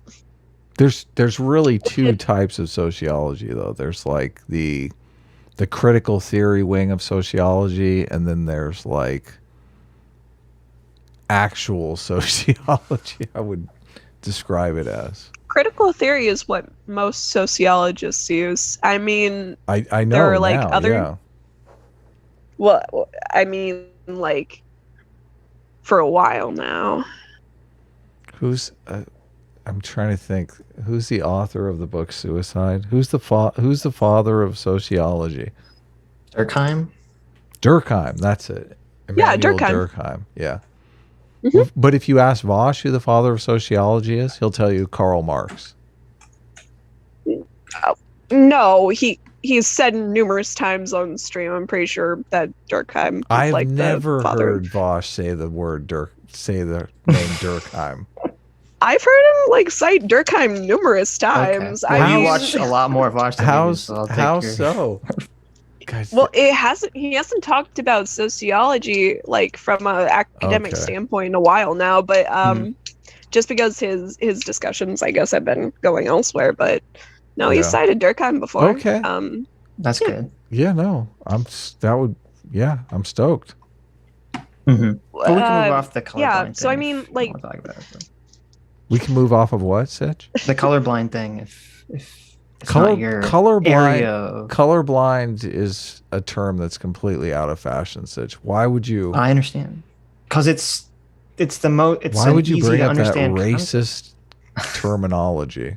Well, what word should I use? What term should I use? What am I allowed to use under today's discourse? Color blindness is racism blindness, okay? We have to Okay. see the racism so we can deal Mhm. with it. Okay. No, I'm serious, but I anyway. know. I know. Have we I hope we've been gracious hosts with you, Charlotte. Yeah, Do you I want really appreciate it. I mean, you've been this has been a really fun dialogue. I mean, do you want we didn't ask you like how long you wanted to stay with us or anything, so Yeah, that's fair. I don't mind continuing to chat Okay. with you if you had any other questions or whatever. sure. Sitch, did you Well, I was curious. Wait, are you going to try to get the study or the survey going again? Yeah, actually. I was planning on adjusting it though. I was thinking of just distributing it via a few different like online content creators and asking a different question entirely, like a different research question. I'm also very interested in happiness and internet usage, especially within political spaces. Because it's my personal theory that this is just making everyone miserable. Like trying to engage with usually academic talking points from a less nuanced and often undereducated perspective. In a lot of circumstances, I just think that it makes people angrier, and it's probably not doing a whole lot of good for their mental health. Right. You know what I Well, mean? I think the process. I think you're completely right. I think the process that makes people angrier is not the discussing of the academic terms or even the dumbing down of the academic terms. It's that generally, it seems that in most of these political situations, these things are only used as weapons to attack the other political side, as opposed to like, this is a way to understand the world. And that's kind of what's making everyone angrier, to my estimation. Yeah. I think it also has a lot to do with what I said before about younger people using the internet primarily, especially in online politics spaces. It's not usually people who are like done with their political socialization, you know? So Mhm. they're still taking a lot of stuff at face value. Right. what is Scary. what is that? Are you saying that political actors are coming in and deceiving them, and that's something you're worried about? No, it's more like political actors will make statements about political beliefs, which are just, you know, stances on actual issue areas. And because these people are still usually forming their value system, so political socialization tends to take place from late childhood until early adulthood. And people will take things at face value without like, it's not that necessarily the person giving them the information has to be malicious. It's just that they won't think too critically sometimes about the things that are being said or why they're being said. They'll just accept them. Do you think that people how do you think people come to the political ideology that they possess? Do you think people are taught a political ideology, or do you think people have certain moral intuitions and come to the ideology that is most comfortable to them? Oh, well, it's actually more of the second one. So people tend to like seek things out based on their personal motivations and needs, like I mentioned before, related to like belonging and intimacy and achievement, stuff like that. And also that go along with their value system that they've started to build up. So it's more like they find ideologies based on that stuff rather than like they find the ideology and then form the rest of the stuff. So if that's the That makes case, sense. if that's the case, is it possible to even really change their political ideology? I believe so. It's just a matter of how things are presented. So if you value things like treating people as individuals and being fair, I think fairness is a big one. And then you hear someone say, yeah, gamers are sexist. Mm-hmm. You think, hey, that's not fair. You're not considering me as a person. You're just lumping me in because I like playing video games. And then from there, people will be like, hey, did you hear those people called you sexist for playing video games? That sucks, right? Yeah, and then they'll continue to drag you down further and further and further along, with talking points and stuff like that. It doesn't necessarily have to be malicious or intentional. It's sometimes unintentional, but it works the same way either way. So, in your study that you wanted to do, you talked about mental patterns that lead to radicalization. Did you have like a working theory on what the mental patterns were? And when you're talking about radicalization, I think we fleshed it out earlier. You're talking basically about racism, right? No, well, sort of. It's not just racism, it's like sexism and anti-Semitism. Okay, so it's stuff just, like it's that, but broadly it's more bigotry so towards other groups. Right. Right. It's Sexism, this, homophobia, racism. mhm. Yeah. Okay. It's just treating people based on these characteristics as if they are inherently inferior. Right. Okay. Like an extreme form of bigotry, Okay. but more collectivized, I guess. Uh, And what are the mental patterns that are the problem? it's usually people who don't feel like they necessarily have a place to belong, and they Socially tend to have like isolated? negative. Pretty much, yeah. Okay. They could be socially isolated. They could be like kind of weirdos, I feel like we all either were or knew someone who was a little bit weird in growing up, and they just didn't have a lot of friends, and it was harder for them to find groups that they could participate in. Mm-hmm. And then sometimes it'll be like people capitalizing on this, and they'll be like, hey, aren't you tired of being so ignored and excluded on the basis of you being a 14-year-old white boy who likes to play video games? Mm-hmm. And from there, you can bring them into your group, and you provide them with like achievement, and there's a sense of belonging. You get friends. It's all that good stuff. You're satisfying like a social and psychological need for them. Yeah, they want a social network to fit into. That tends to be who's easiest to radicalize, people who don't already have a strong social network. The thing that the question that I have is, like, is this just a self-forming network is like the first person that adopts this bigoted perspective and then wants people to join them so that they can share in that bigoted perspective, or is that bigoted perspective somehow, innate in different people? I guess it kind of depends on like how you grew up.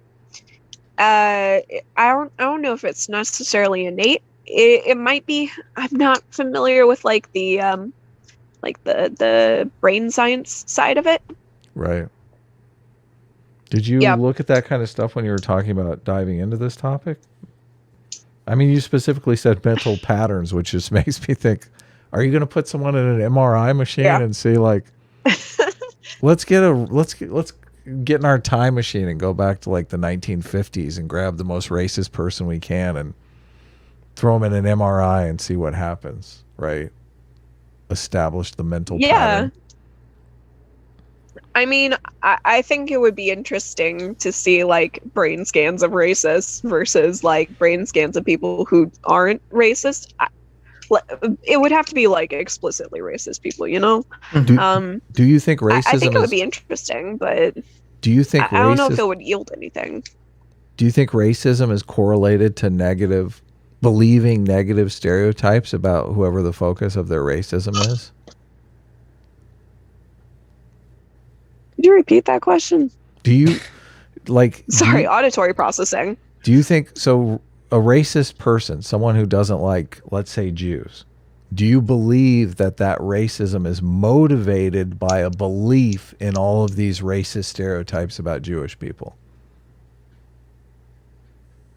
Yeah, I think it can be, definitely. Well, are you asking, Adam, if you like think it doesn't have to be all of the negative stereotypes, or are you asking if the bigoted beliefs come first or second? Is that what you're asking, Adam? Well, I would be curious which it is. I mean, whether or not they have bigotry and then adopt the negative stereotypes. Right. I mean, it could be depending upon the individual. It could be either way, right? Someone could have a bad interaction with someone of a particular race and then go looking for negative stereotypes that of also that race.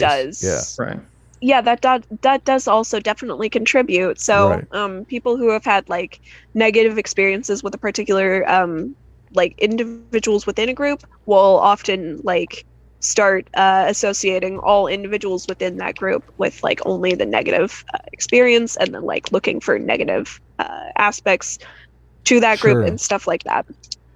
Yeah, definitely. That's definitely borne out in the data. I would be curious if, like, I don't know how you would measure this. If you could see, like, people that are racist, what's more likely, that they are racist or that they have some reason to not like a group and then they sort of adopt the stereotypes second, or if they have a negative experience with an individual of the group and then adopt those stereotypes because of that?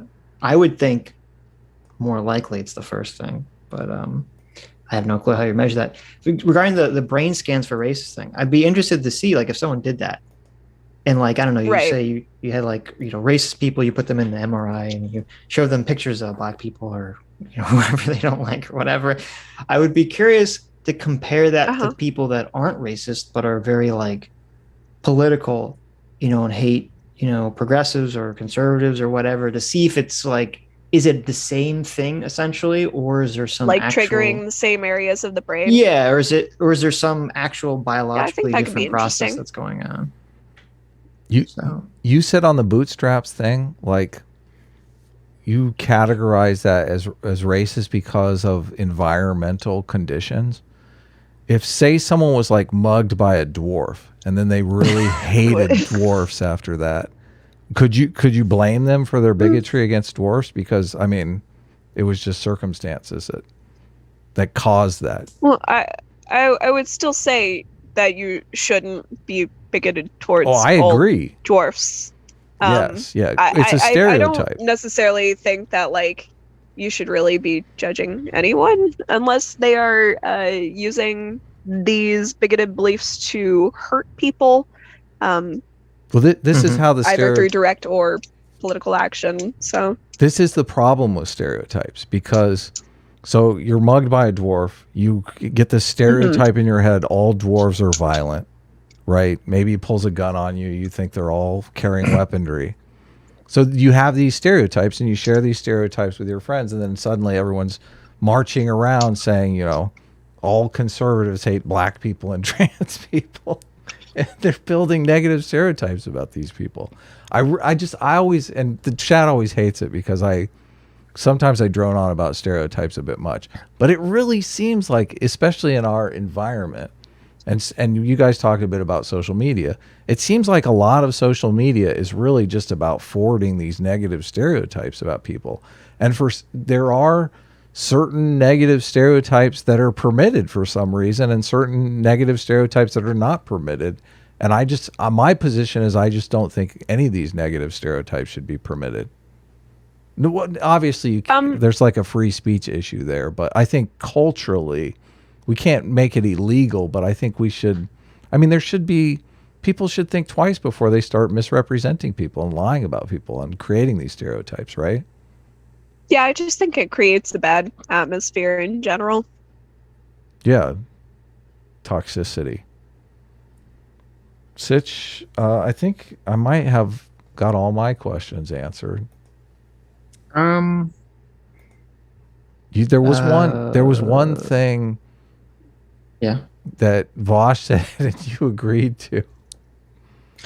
The right is better at certain manipulation tactics. So Vaush said the right is better at certain manipulation tactics, and you agreed with this. And I was curious, like what are the manipulation tactics of the right and of the left? Great question, I guess. Ask Vaush. Well, no, I was just. What I was doing is a reflexive. Oh, okay, that's fine. That's fine. It's how I show I'm listening to someone. Right, sure. I also could barely hear him. Oh, okay. Because when I'm particularly anxious, sometimes it's harder for me to process words. Right, so. right, sure. Okay. There was something that was funny that this is a coincidence. Right before we tried to talk to you the first time, we talked to. We frequently have Sargon of Akkad on, and we frequently argue with him. Yes.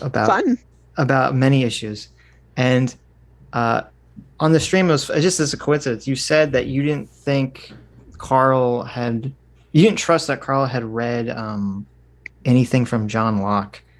And we just had a debate with him where he is I personally don't think he has. Okay, even if he has, he drones on about Locke all the time. What are you talking about? I was going to say. It's spiritually, he has not read Locke.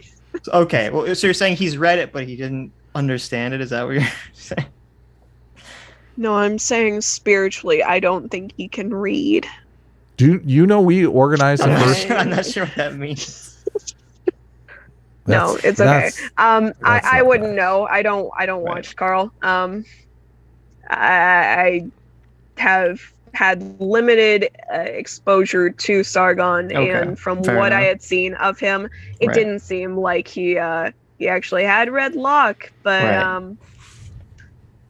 yeah, I just say it was funny because he probably has. Right, because we literally had this super long, annoying debate with him where he's like arguing that the principles of liberalism are inherently flawed, and he's like citing John Locke's treatises and all this other stuff. So yeah, he literally quotes John Locke in that, but it's fine. That's fine. It's very fun. It was a silly. No worries. I was just I was also being hyperbolic at that point. Sure. I sure. He's read Locke.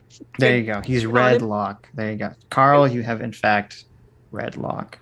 We organized the first debate between. Your efforts. We organized the first debate between Vaush and Sargon of Akkad, Carl Benjamin. Yeah, I don't think I remember that. It was very historic. That was a while ago. It was very historic. Yeah. I'm not sure it went very well, but I guess that's a story for another day. The second one went a lot better. The second one was a lot funnier. Yes, it did. I think the second debate. Well, they did two more after that, and I think they kind of came to some resolution afterwards. But Carl is such a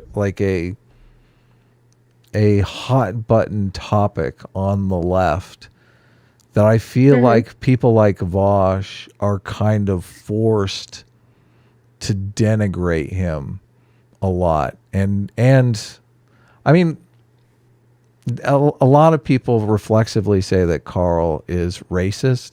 I don't believe Carl is racist. I don't think he is. I mean, you could probably make the argument like you were making earlier that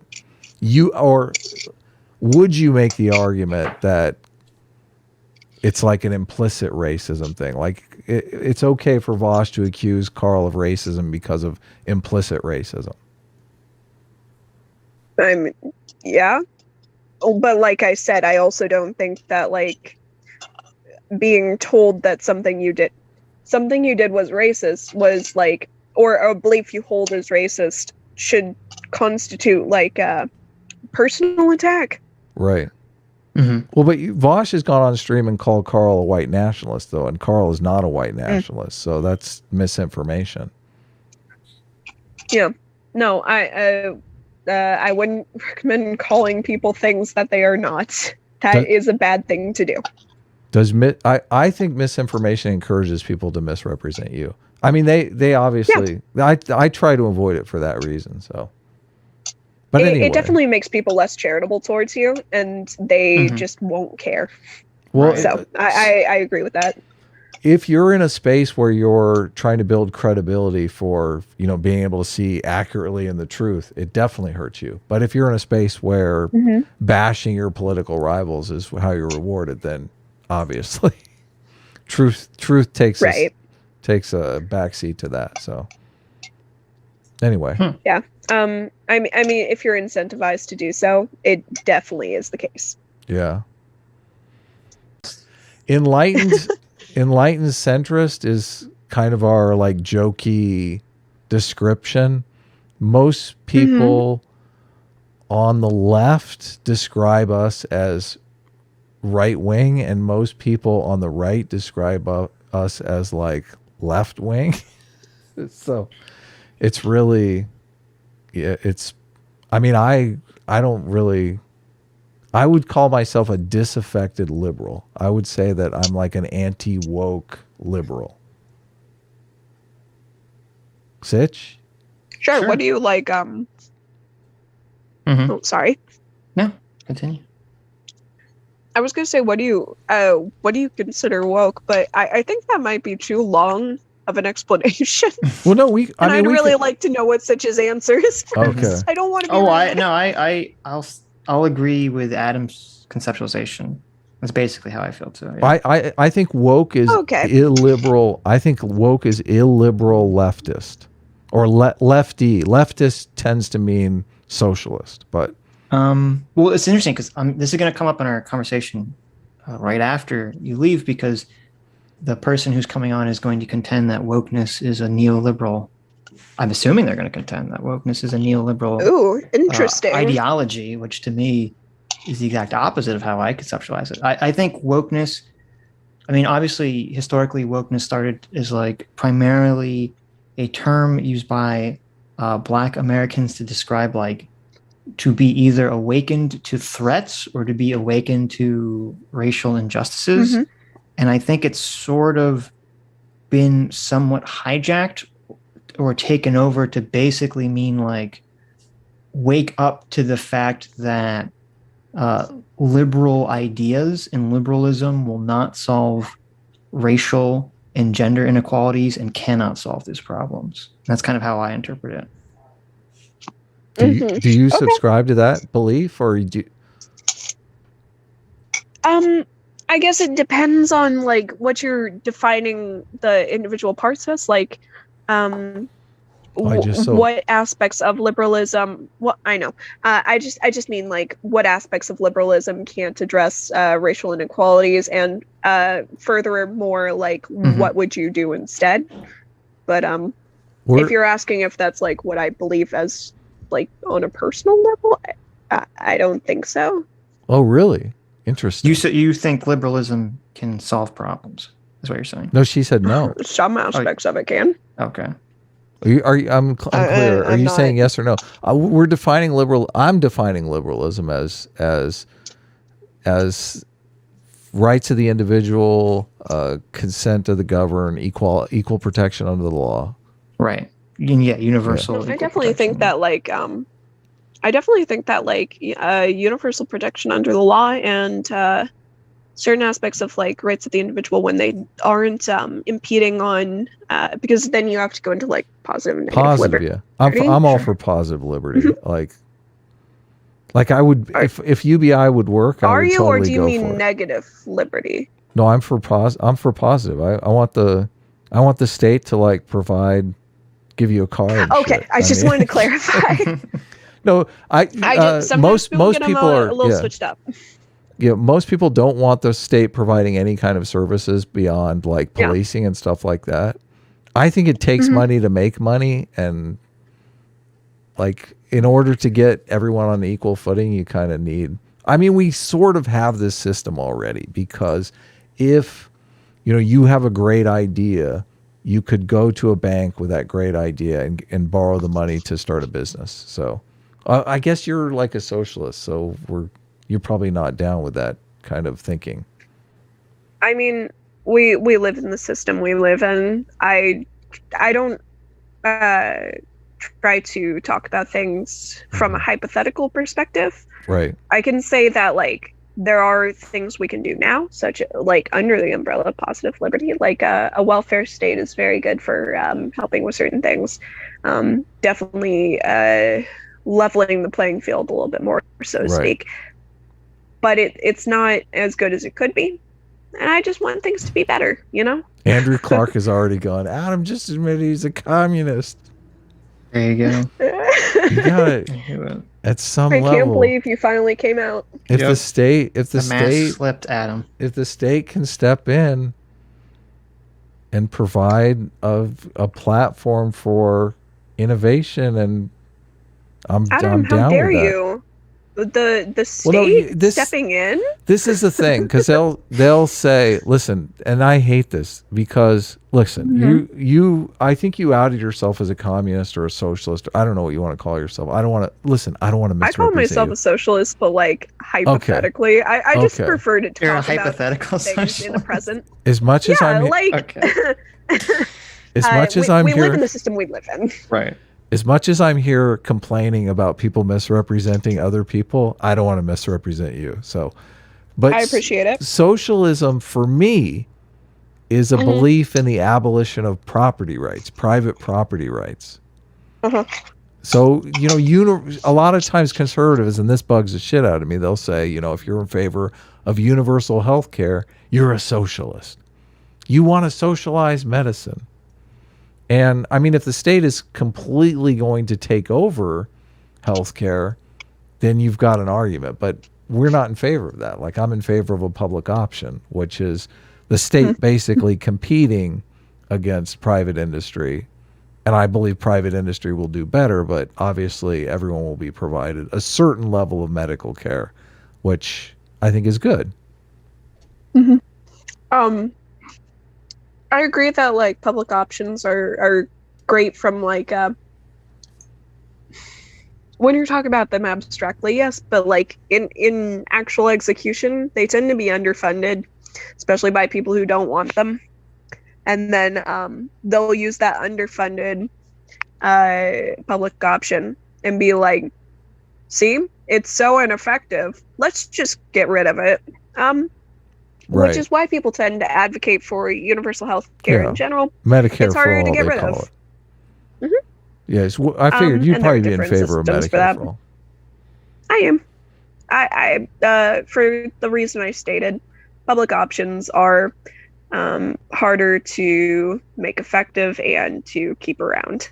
I'm more concerned with like letting people have healthcare over time. Right.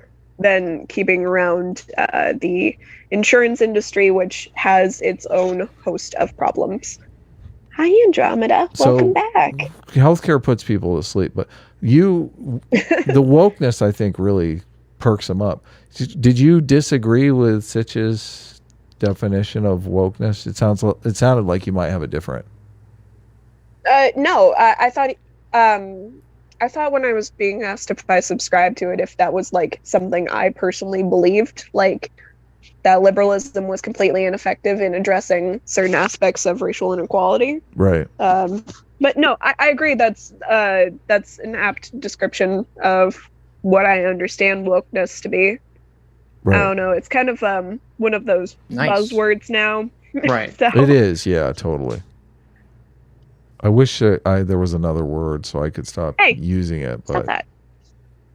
Well, I mean, it's just the way it works. Like, social justice warrior, then it became wokeness, and then we'll find something new because it doesn't we get matter. bored and want to move on. Right. Yeah. Yeah. All right. Hot phrases like that and buzzwords tend to be cycled through. Right. So before we call it quits, would you like to denounce Vaush publicly on ours? You know what? No, I don't think I will. But obviously, I'm kidding. Okay. He would be. I appreciate. He would be. I appreciate the opportunity. Nothing would get you in bigger trouble than publicly denouncing Vaush. There you go. I like it. Well, I mean, okay, yeah, fair. I don't know if that would get me in trouble though. I mean, I think it might, but I don't know. Vaush, I mean, if I use that to harass him or like to direct harassment towards him or his community, I think it would. But you're totally right. If you made like a video doing that, he'd be upset. But if you did it here, he wouldn't care at all. Yeah. Anyway, if I do it with the intention, yeah. This is. Oh, that's one more thing. I know we keep tying up, but you said something, and I'm so glad I remember this. On that stream, you said something about conservatives using comedy to like mask their true intentions. Do you remember? No, this? I just meant more like, not really. Okay. I probably meant something more like using, just kind of joking about a thing that you believe, but like the thing you believe isn't a joke. Well, you know what I mean? Well, I hope we've convinced you at least a little bit that is happening on the left as well, just as much. I mean, of course. Yeah. So, hopefully, we can work things out, get past this. Yeah, I don't want anybody to be attacked based on their group membership. I just, in general, prefer people to be treated on an individual basis when you're having like individual interactions, because that's how individual interactions should, carry themselves out. Mm-hmm. Right. Do you?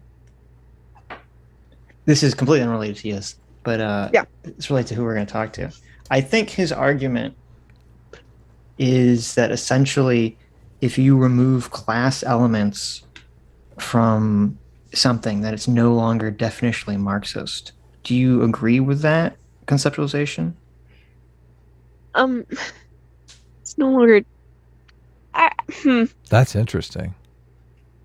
I guess it kind of depends, because if you're just taking it from like a conflict theory perspective, then no, you don't need to include class in that. But okay, if you're like talking about Marxist economics, then obviously, sure. that would obviously require like descriptions of class, but like conflict theory specifically, like okay, I'm farming you for arguments used against them, so I appreciate this.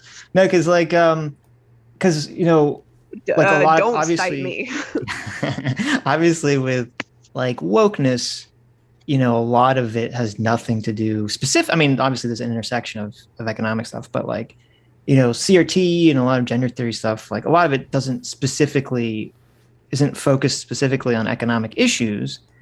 And I would still say that these things are either Marxist or Marxist inspired fields, regardless of the fact that they don't, if class is being replaced with race and you take the framework of Marxism, I would still say that it's fair to say it's Marxist. But we I don't know if you would describe it as like Marxist specifically, but like definitely influenced by Marx, maybe. Sure.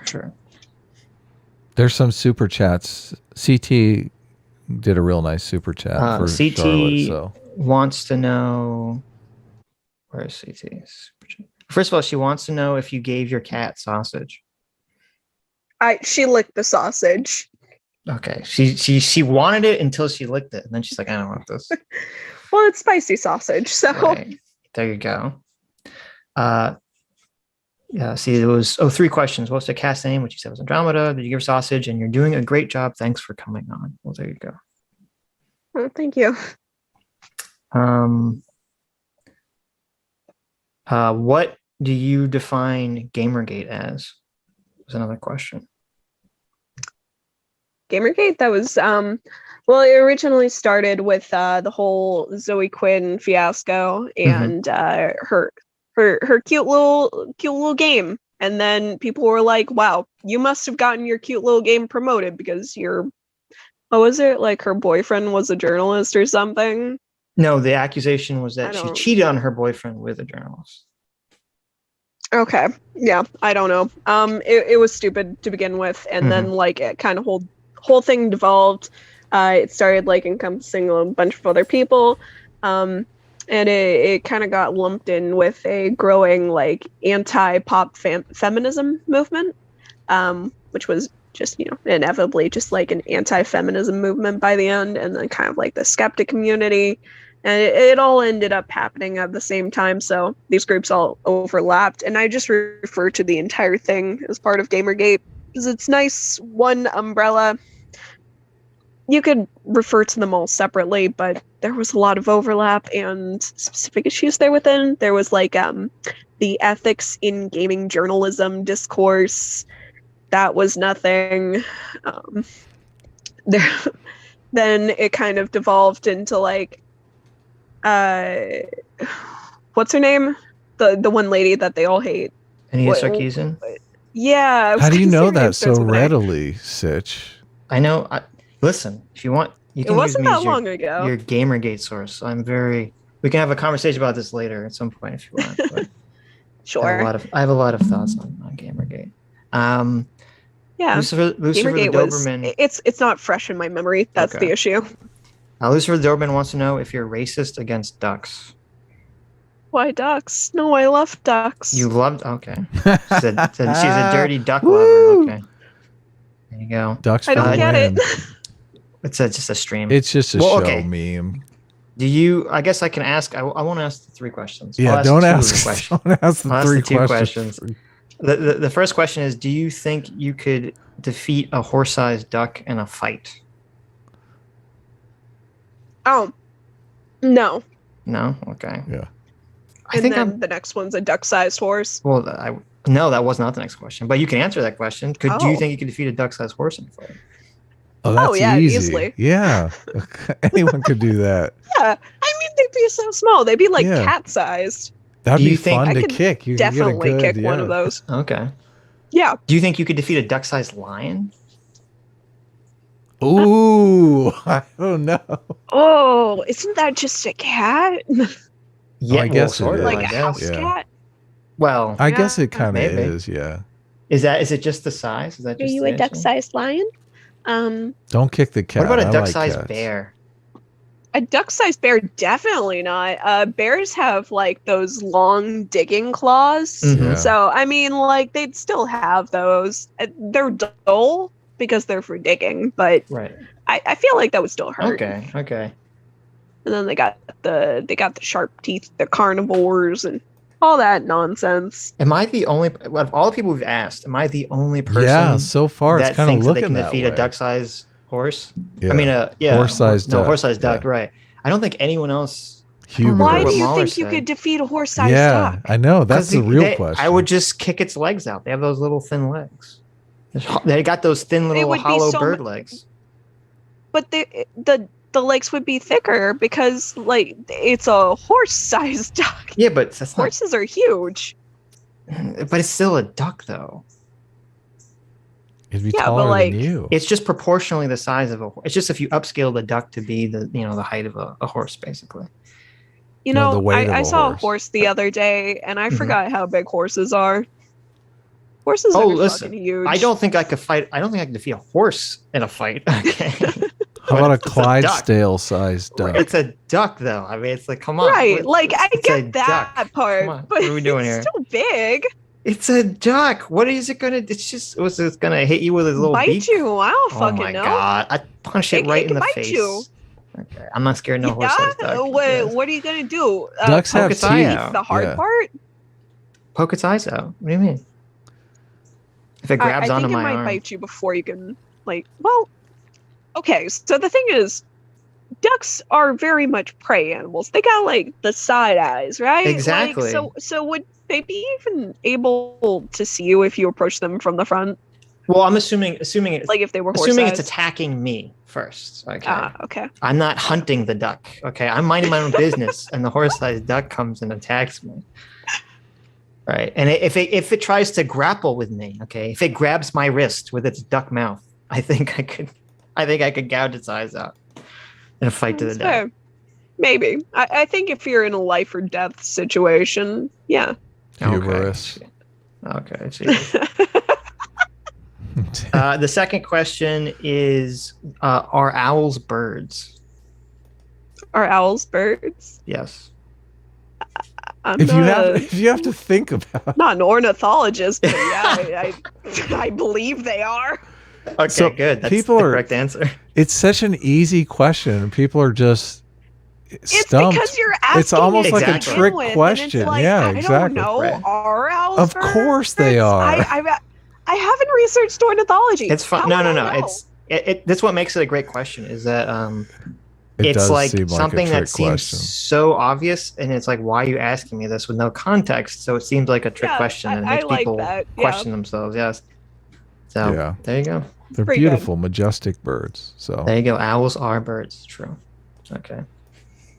all right. I'm not asking the third question, guys. You can Do stop you in the want chat. to?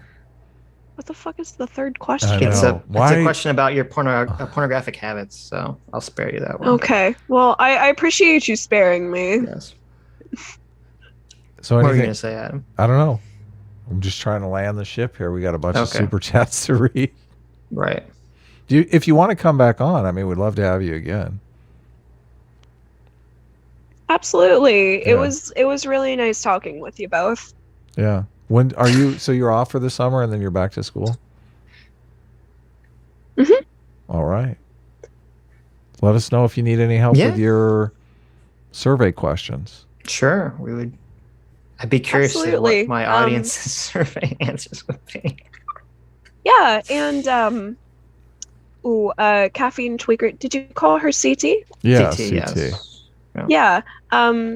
I'll let her know if I have anything else I need to reach out to you guys about. And a special shout out because I really appreciate getting brought on here. So Cool. Mm-hmm. Yeah. thank you. I don't know if you want. You cannot answer this if you want. Chat is like losing its mind here. Okay. They want me to ask you what a woman is.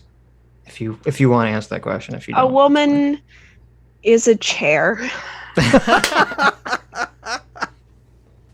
thought you were gonna say okay, because men used to sit on them. Is that it? So you have to carry the men's weight. Is that? Yeah, is what that you're like? implying? Is that what you're saying? With your implicit Are you? sexism? Is it what? Yeah. What are we? Does this mean? Um, does this mean men are doors? Because you can walk right through them? Just I a- don't there you go. understand. Just a Yeah. path to achieve your own goals? Oh, men. No, men would be stairs then, not doors. Oh. Sidewalks, maybe, perhaps? There you go. Oh wow. Um, Wow. This is better no, than I thought it no. would be. There you go. A woman is a chair. I like. It's actually a really good answer. Woman is chair. Mm-hmm. No. A woman is whatever you want it to be, man. It doesn't fucking matter. Mhm. I don't like the concept of gender. There you go. It is kind of a trick question these days. I get that. Mhm. Yeah. Anyway, thanks for coming on. Yes. Thanks for coming on. No, thanks for having me. Bye. Take care. Later. Bye-bye. Bye-bye. Hi, you just listened to a clip from the Sitch and Adams show. If you like what you heard, you can listen to our live show right here on this channel on Sunday, starting at 1 p.m. Pacific, 4 p.m. Eastern. And if you want, you can super chat us. We read $20 and up super chats on the show and then do a follow-up stream on the following Tuesday where we read the rest of the unread super chats and interact with fans of the show. Subscribe to this channel right here to listen to the live show or to listen to more of our awesome clips.